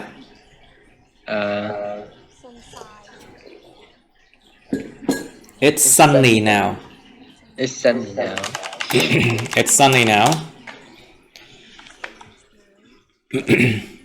10 giờ rồi. It's 10 o'clock. O'clock là sao em? It's 10 o'clock. O'clock. 10 o'clock. 4 giờ sáng rồi. 4 giờ sáng rồi. It's 4 o'clock in the morning. Ok. 4 tháng nữa. It's 4 months. It's 4 months. Ok, đó. Cái câu đó là cái câu cửa miệng luôn á, là luôn dùng chữ it này nha các bạn, nói về thời tiết, khoảng cách hoặc là thời gian. Từ 5 km thầy, cái từ km có thêm s không? No, tại sao không? Biết tại sao không? You know why kilometer here without s? No. 5,000 đồng, there's no s. 5 kilometer, no s. Cái đơn vị tính á, trong chỗ này thường á là bây giờ nó đúng cái số 5 km, cái đơn vị tính này nó không thường là không thêm s. 5 km, not 5 kilometers, you know. Thường nó như vậy. Đâu phải cái gì cũng thêm s được đâu. Not always, you don't always have to put s after all the plural, you know, you don't always have to do that. Bây giờ 5 triệu đơn vị, 5 million units without s. Sometimes it's not without s. 10 triệu đồng Việt Nam, 10 million Việt Nam đồng without s, không có s. Thứ nhì là để bắt đầu một cái câu khi mà cái chủ ngữ thực sự của nó là dạng verb in hoặc là cái dạng mà infinitive là dạng động từ có to á, Ví dụ cái câu này, nấu món này không có lâu đâu. Câu tiếng Việt là vậy đúng không các bạn? Nấu món này không có lâu đâu. To cook this dish won't take long. Nhưng mà viết ra như vậy nó sẽ sai về ngữ pháp rất nghiêm trọng. Nó phải là it won't take long to cook this dish. Nấu món này không lâu đâu. Nấu này nó không lâu đâu. It won't take long to cook this dish. Bài này là làm bài này đâu có khó đâu. How do you say that? Làm cái bài này không có khó đâu.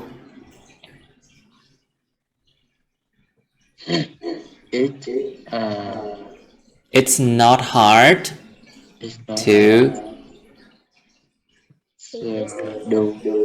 to do this exercise. It's not hard to do this exercise.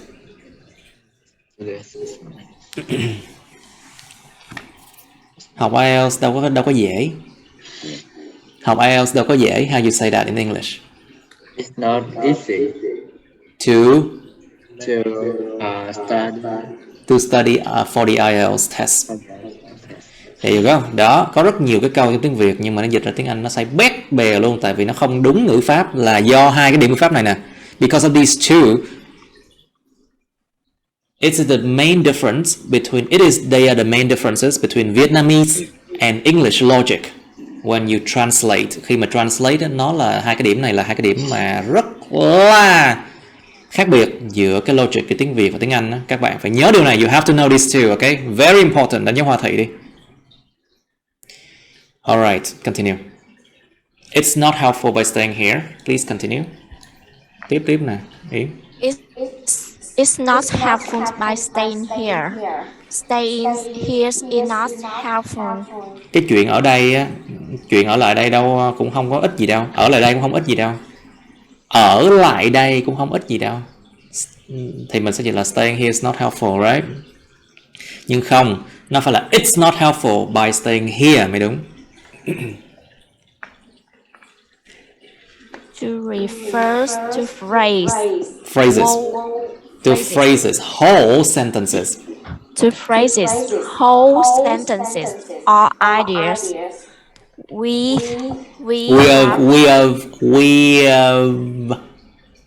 have thì là we have just moved in. We are just moved in. Nói âm. Moved in. We've just moved in and we are still. We just moved in and we are still finding it a bit exciting. Finding it a bit exciting. It equal moving in together. It was moving in together. Alright, cái chữ it có thể được dùng cách thứ ba, đó là để nhắc đến, nó nhắc lại một cái câu, nguyên cả một cái câu, những cái câu, hoặc là nhắc lại nguyên cả một cái cụm nào đó, hoặc nguyên cả cái ý tưởng nào đó. Cái này là để refer nha các bạn, referring á, để mà nhắc lại cái trước đó.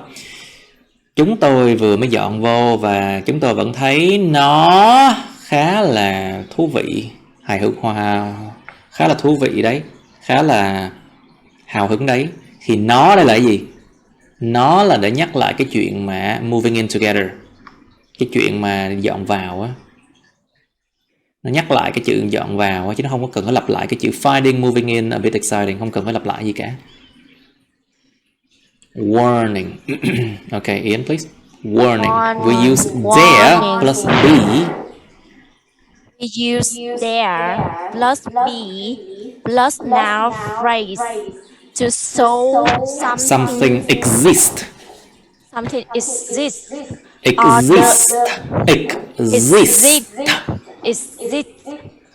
doesn't exist. Exist. No. Exist. Exist. Exist. Đó được rồi. Exist.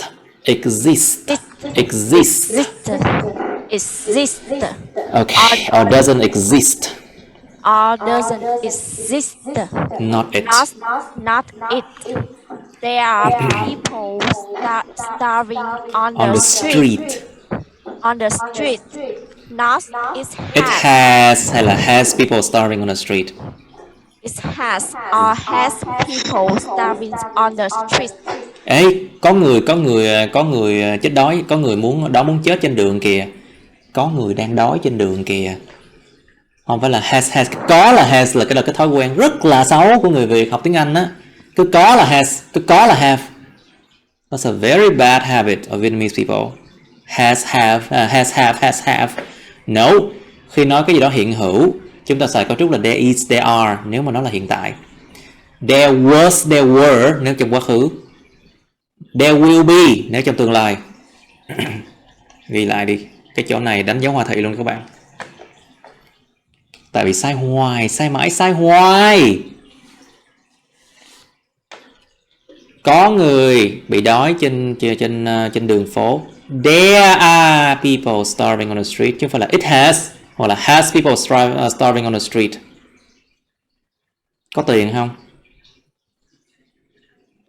Có tiền trên bàn không? How do you say that? Is there money on the table? Ê, có cái phòng có cái bàn không vậy?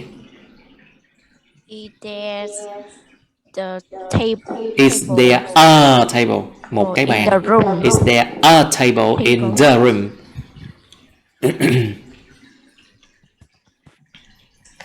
Nhưng mà sao nếu mà có một cái chủ ngữ thực sự, ví dụ như là cô ta có tiền, how you say that?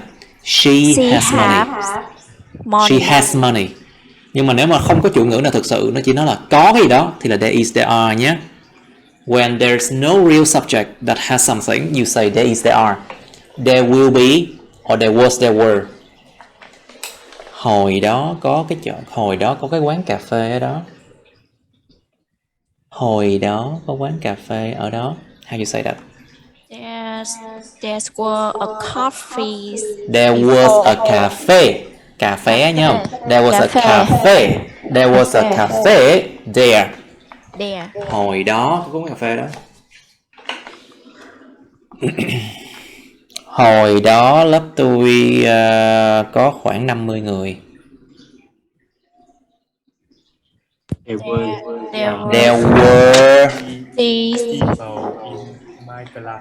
were 50 people in my class. Đó. Ok, very good. Đó, mấy bạn hiểu đó, từ từ đó, nó sẽ hiểu. Sẽ có 30 người trong cái hội nghị hôm nay. Sẽ có 300 người đi trong cái hội nghị hôm nay.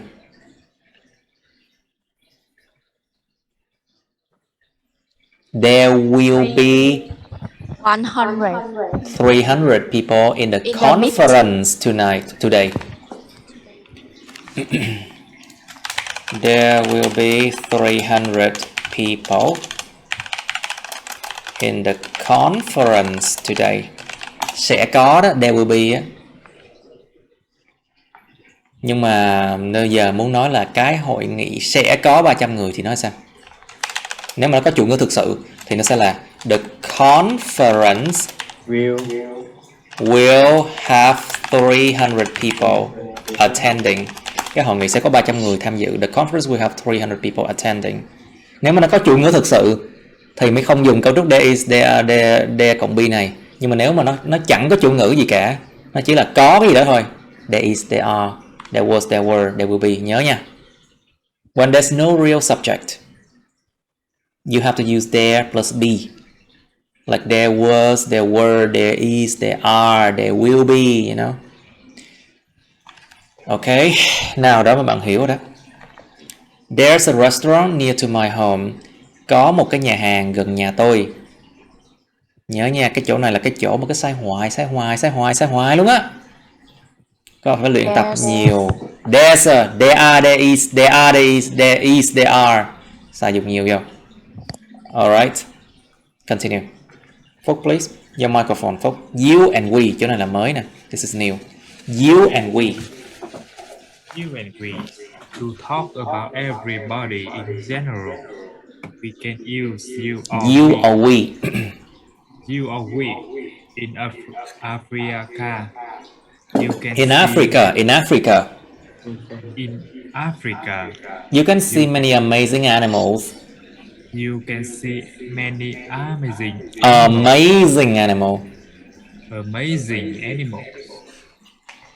Balanced people in Africa. In Africa, you can see many amazing animals equal to people in Africa. People in Africa. You often feel Empty and sad after visiting Auschwitz. You often feel empty and sad After visiting Auschwitz. Trại tập trung Auschwitz ở bên Ba Lan đó các bạn, một trại tập trung khét tiếng luôn á. It's a infamous concentration camp, trại tập trung của Đức phát xít đó. You often feel empty and sad after visiting Auschwitz. Equal to empty and sad after visiting Auschwitz. People who visit and experience the former concentration camp. People who visit and experience the former concentration camp. In Europe, we often eat biscuits. Biscuits.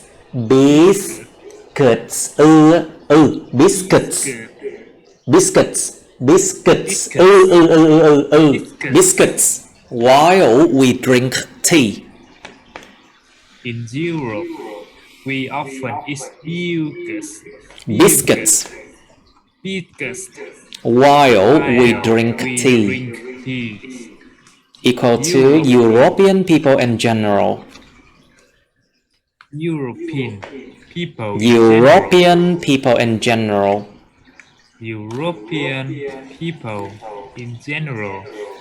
And the speaker is also a European. The speaker is also a European. Những âm hai. European. We don't appreciate your inappropriate joke. We don't appreciate your inappropriate. Cái từ gốc là appropriate. Nhưng âm pro. Your inappropriate joke. Your inappropriate joke. Your inappropriate joke.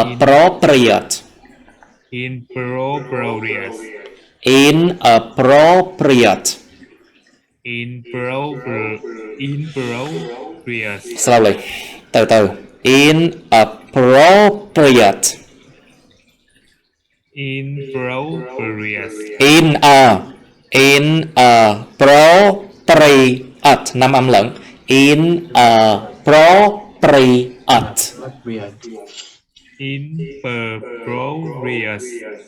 Joke. The people hearing the joke.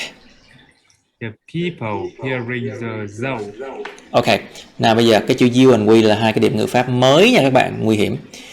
Để mà nói về mọi người mà nói chung á, chúng ta có thể sử dụng chữ you và chữ we. Chữ you và chữ we, chữ you không có hề có nghĩa là cái you ở đây không có nghĩa là cái người đối diện mình đâu. Cái chữ you này là sao các bạn từ từ sẽ hiểu thôi. Ở châu Phi con người ta có thể thấy nhiều cái động vật rất là tuyệt diệu, thì chỗ này là con người ở châu Phi. You đây là con người ở châu Phi. Còn chữ you đây nghĩa là gì? Con người ta thường cảm thấy trống rỗng và buồn sau khi mà viếng thăm trại tập trung Auschwitz. Thì cái con người ta you ở đây là những người mà viếng thăm và trải qua cái trại tập trung trước đây. Những người viếng thăm, con người ta. Còn chữ we thì nghĩa là chúng tôi, là nó bao gồm luôn cái người nói câu này. Còn cái con người ta là không bao gồm người nói câu này. So you here doesn't include the person who speak or the person who speak this sentence or write this sentence. Cái chữ you, chữ we này, cái chữ you này nó sẽ không bao gồm cái người nói hoặc là viết cái câu này. Nhưng mà we thì có. In Europe, we often eat biscuits while we drink tea. Ở châu Âu, chúng tôi thường ăn bánh bích quy trong khi chúng tôi uống trà. Chúng tôi đây là ai? Nói về người châu Âu nói chung và bao gồm luôn cái người speaker cũng là cái người châu Âu luôn. We don't appreciate your inappropriate joke. Chúng tôi không có trân trọng, chúng tôi không có thích, không có trân trọng cái câu đùa không phù hợp của anh chị đâu. Chúng tôi không có nể, không có thích, không có trân trọng cái câu đùa không phù hợp của anh chị đâu. Chúng tôi ở đây là ai? Là những người mà nghe cái câu chuyện này. Chúng tôi đương nhiên bao gồm cái người nói luôn. Ở Việt Nam, ví dụ như mình là cái người mà giới thiệu cho những người nước ngoài về Việt Nam đi, thì mình nói là ở Việt Nam chúng tôi thường ăn cơm với nước mắm. How you say that? In Vietnam, we often ăn cơm, eat rice with fish sauce. Fish sauce. We often eat rice with fish sauce. Chúng tôi là bao gồm tất cả những người Việt, cộng với lại tôi nữa là người Việt. So we here are all the Vietnamese and including me, who's a Vietnamese.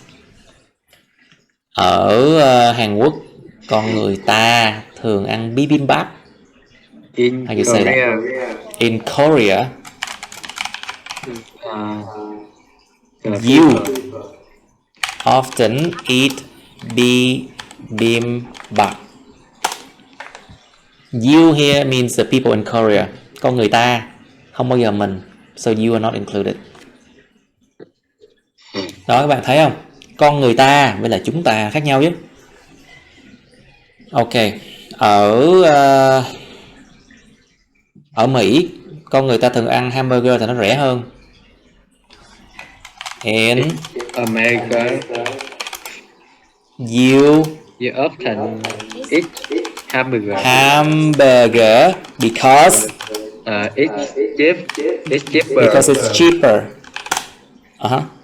Bởi vì nó rẻ hơn. Because it's cheaper. Ok, very good. Đó, các bạn hiểu đó. Người ta, you. Cái chữ you này có nghĩa là con người ta.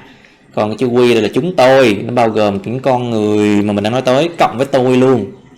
Đó, các bạn hiểu chưa? Rồi cái chữ they này cũng mới nè. They here is also new here. Look ai ta? Whose turn is that? Okay, they, we can use they. We can use they. We can use they to mean experts. Experts or authority.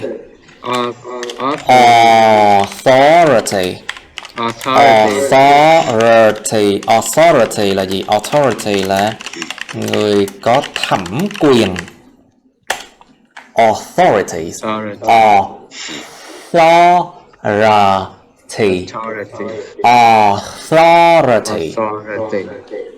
To mean experts or authorities. To mean experts or authorities. They have just increased the price of petrol.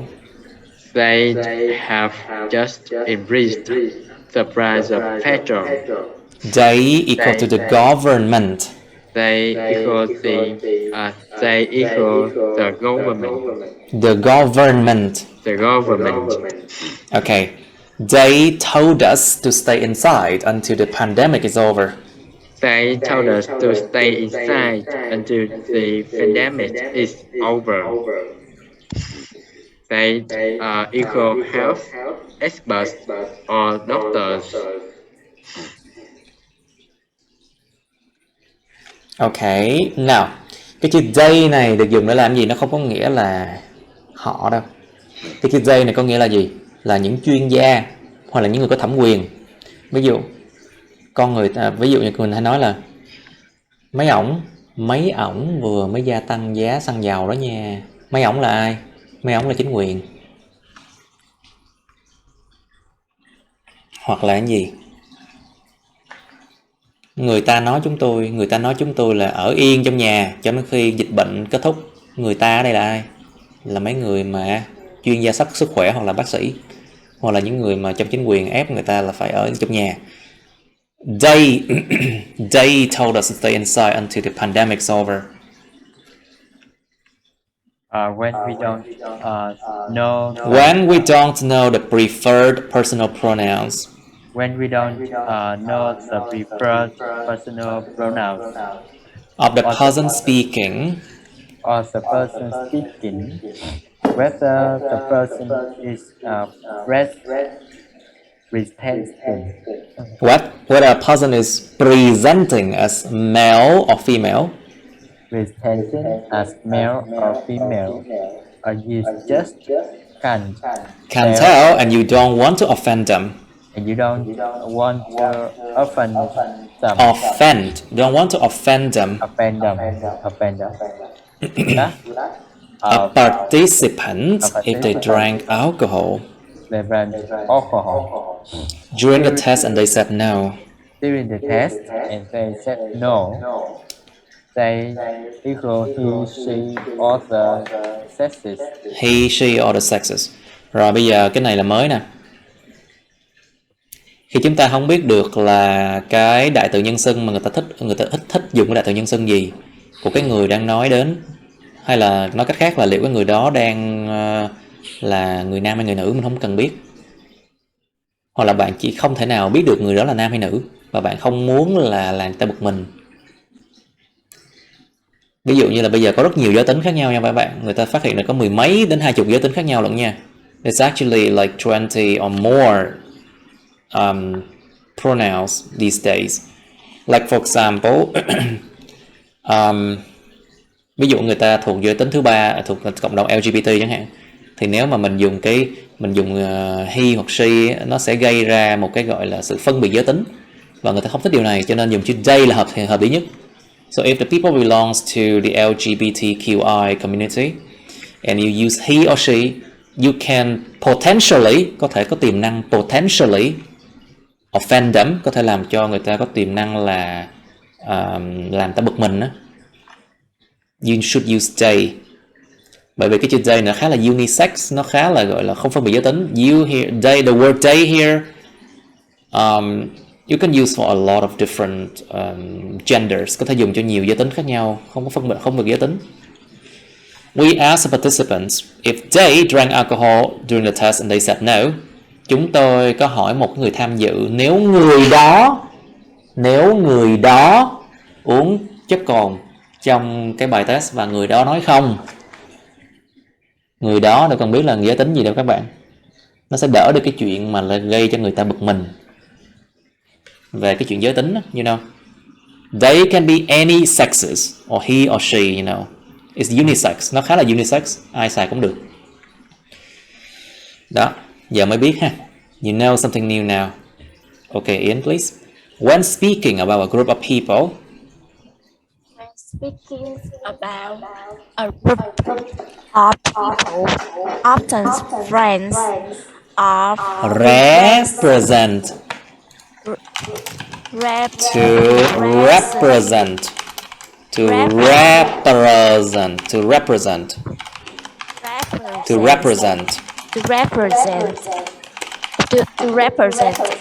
a collective examples. A collective.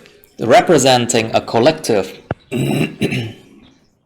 Representing a collective. For example, a book club. Examples of book club. A political party. A political party. A political party. A dance crew. A band. A venue. They play the best music in here. They equals the venue. They equals to the venue or the DJs. They equal to the venues or the DJs. They just love your performance. They just loved your performance. They just loved your performance. They equal to the audience. The audience. This audience. The audience. This audience. Okay, they always rehearse here and make a mess. They always rehearse here and make a mess. Make a mess. Make a mess. They equal to a band. They equal to a band.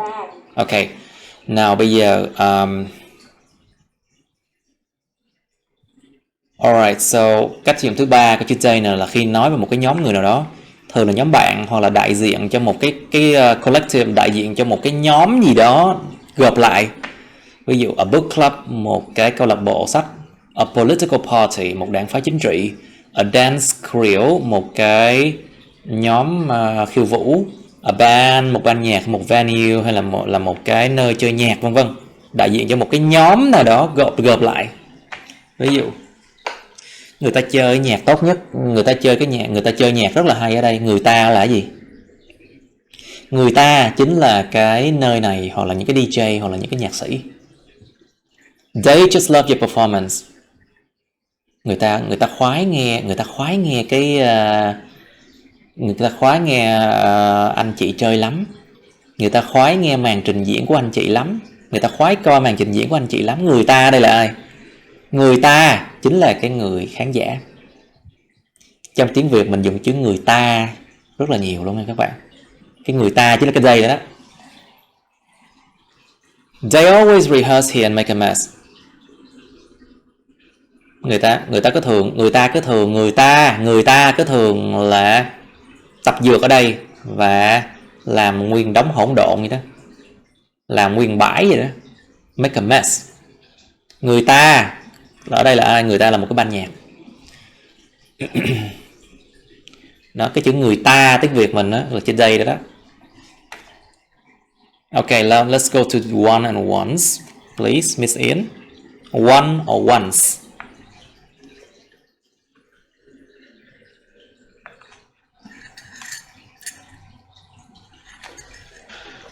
Tiếp, come on. Ian. Your microphone, please. Hello. No. Okay. One. Ủa sao vậy? Sao tắt mic vậy? Once. Okay, one or once. We can use one or once to avoid repetition. We can use once or once to avoid repetitions. Repetition. A repetition. Repetition of the accountable noun. Repetition. Âm xoa đó, cái đó. Repetitions of accountable noun. Accountable noun. Lại countable rồi. Countable.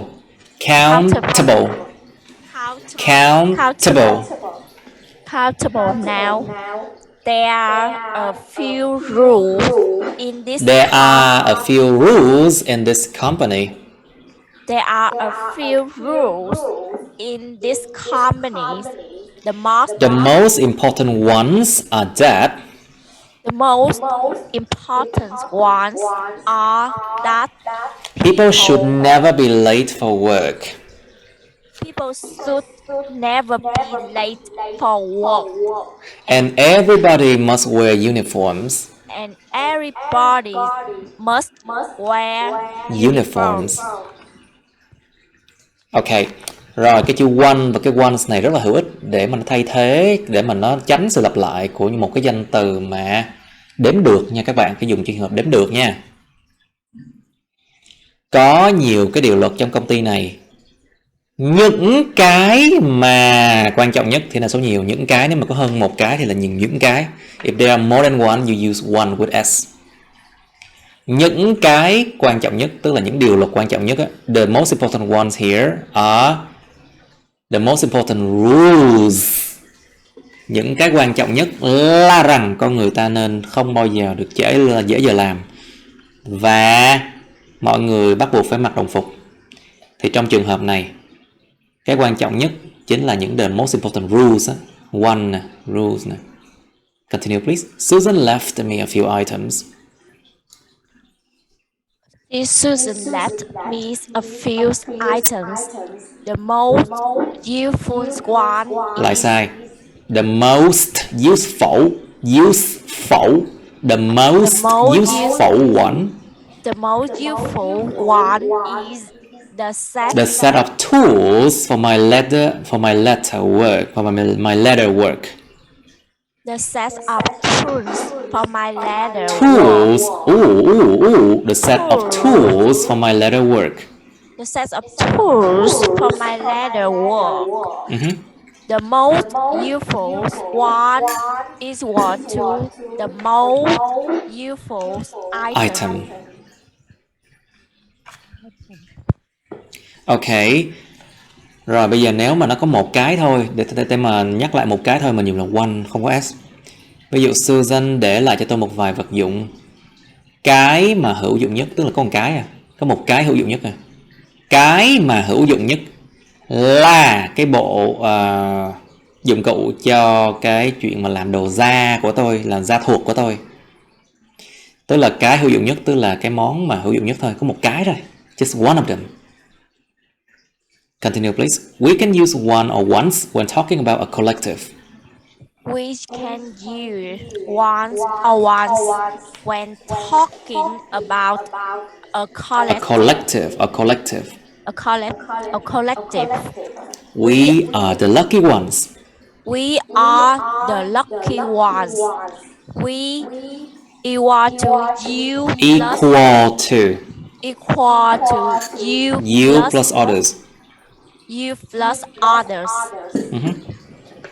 One must always wash their hands after going to the toilet. One must always wash their hands after going to the toilet. After going to the toilet. One equal you and everyone else.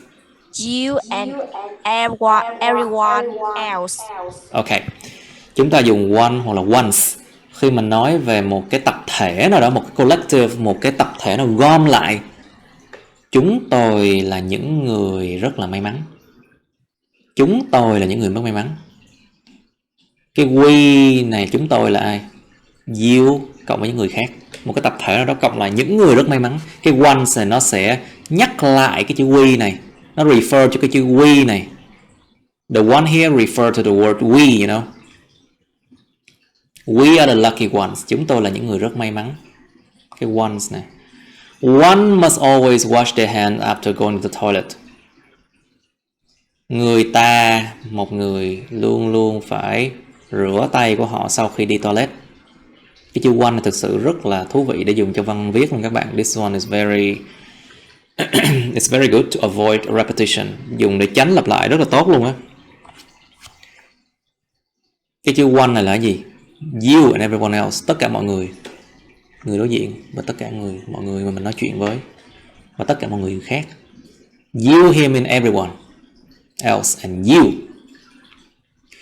Con người ta phải luôn luôn rửa tay sau khi đi toilet. One must always wash their hands after going to toilet. Thì cái chữ one này nó dùng á, nó sẽ đỡ được cái gì? Nó đỡ được cái đại từ nhân xưng. Và nó sẽ làm cho mọi thứ nó nghe trịnh trọng hơn. Nó không có mang tính cá nhân nữa khi mà mình viết một cái bài. Ví dụ mình sẽ nói là anh chị nên luôn luôn rửa tay sau khi đi toilet. Cái đó rất là nghe cá nhân. Nhưng mà một người nên luôn luôn rửa tay sau khi đi toilet thì nó nghe bớt cá nhân hơn, đúng không các bạn? Nó không có nói về ai, một mình ai cả. Cho nên là nó nghe nó trịnh trọng hơn, giống văn bản hơn. So basically, we can be more formal if we use one instead of any personal pronouns. Like for example, he or she must always wash their hands after going to the toilet. That is very personal, cực kỳ cá nhân. Tại vì mình nói về anh ta, cô ta kìa, cá nhân.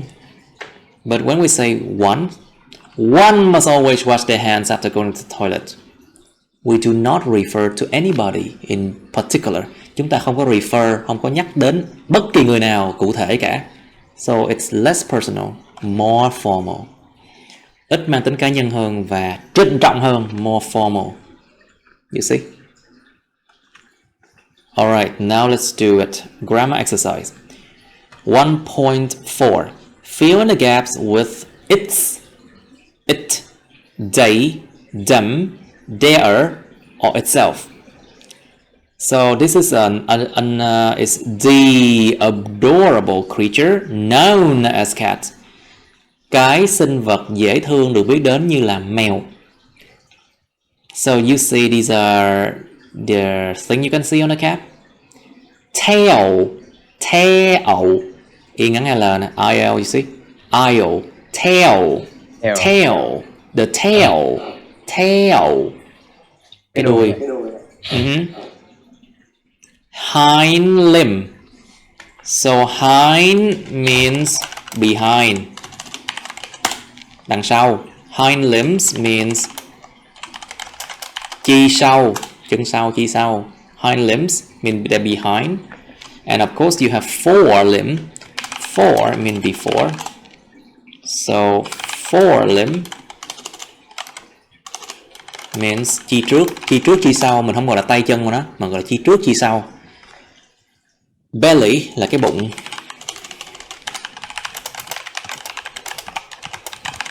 Một cách nói không trịnh trọng nha. This is informal way to say the belly, the stomach. Nose, eyes, ear, fur, lông thú, fur là lông thú. Paw là cái bàn tay bàn chân. Bàn tay bàn chân thú là paw.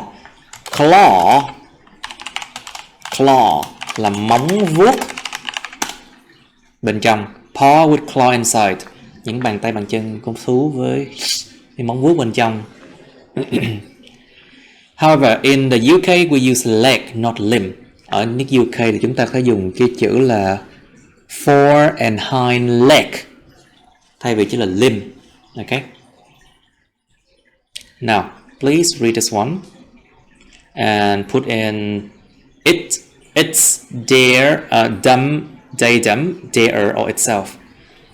Just read this one and you can do 13 of them. Có 13 chỗ.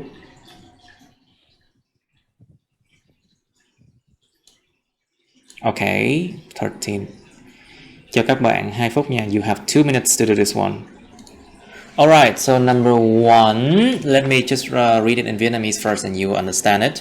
Đọc tiếng Việt để các bạn hiểu liền thôi. Cái giống loài mà thuộc họ mèo là một cái con săn mồi trong the wild, trong nơi hoang dã, trong tự nhiên.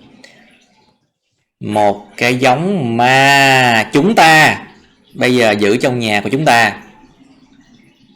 The feline species is a predator. Predator. So feline is the adjective that means belongs to the cat family. Thuộc về họ mèo. Is a predator. Nhớ không đầu. Kẻ săn mồi.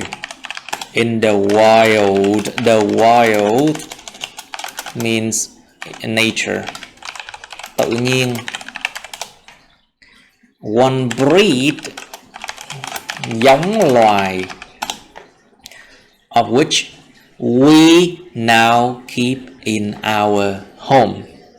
Câu số 1 phải là we now keep in our home, đúng không mọi người? Chúng ta bây giờ giữ trong nhà chúng ta. Cats were tamed and domesticated. Những con mèo đã được thuần hóa và domesticated là đưa vào trong nhà sống khoảng 9-10.000 năm về trước. Around 9 to 10,000 years ago, compared to 30,000 years of dog domestication. Nếu được so sánh với 30.000 năm của cái chuyện mà đưa chó vào thuần hóa và nuôi trong nhà.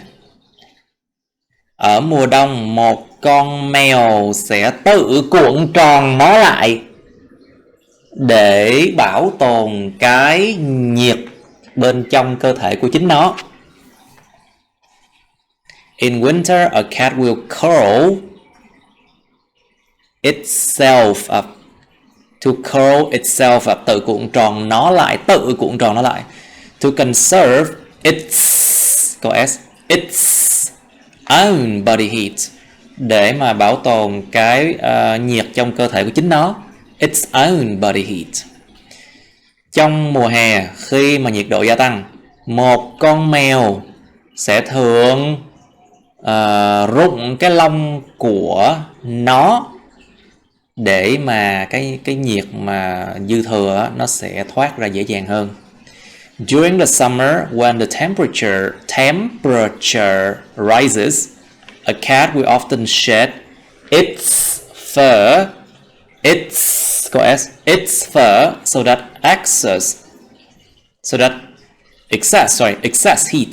excess heat can escape easier. Những con mèo số nhiều nha, plural.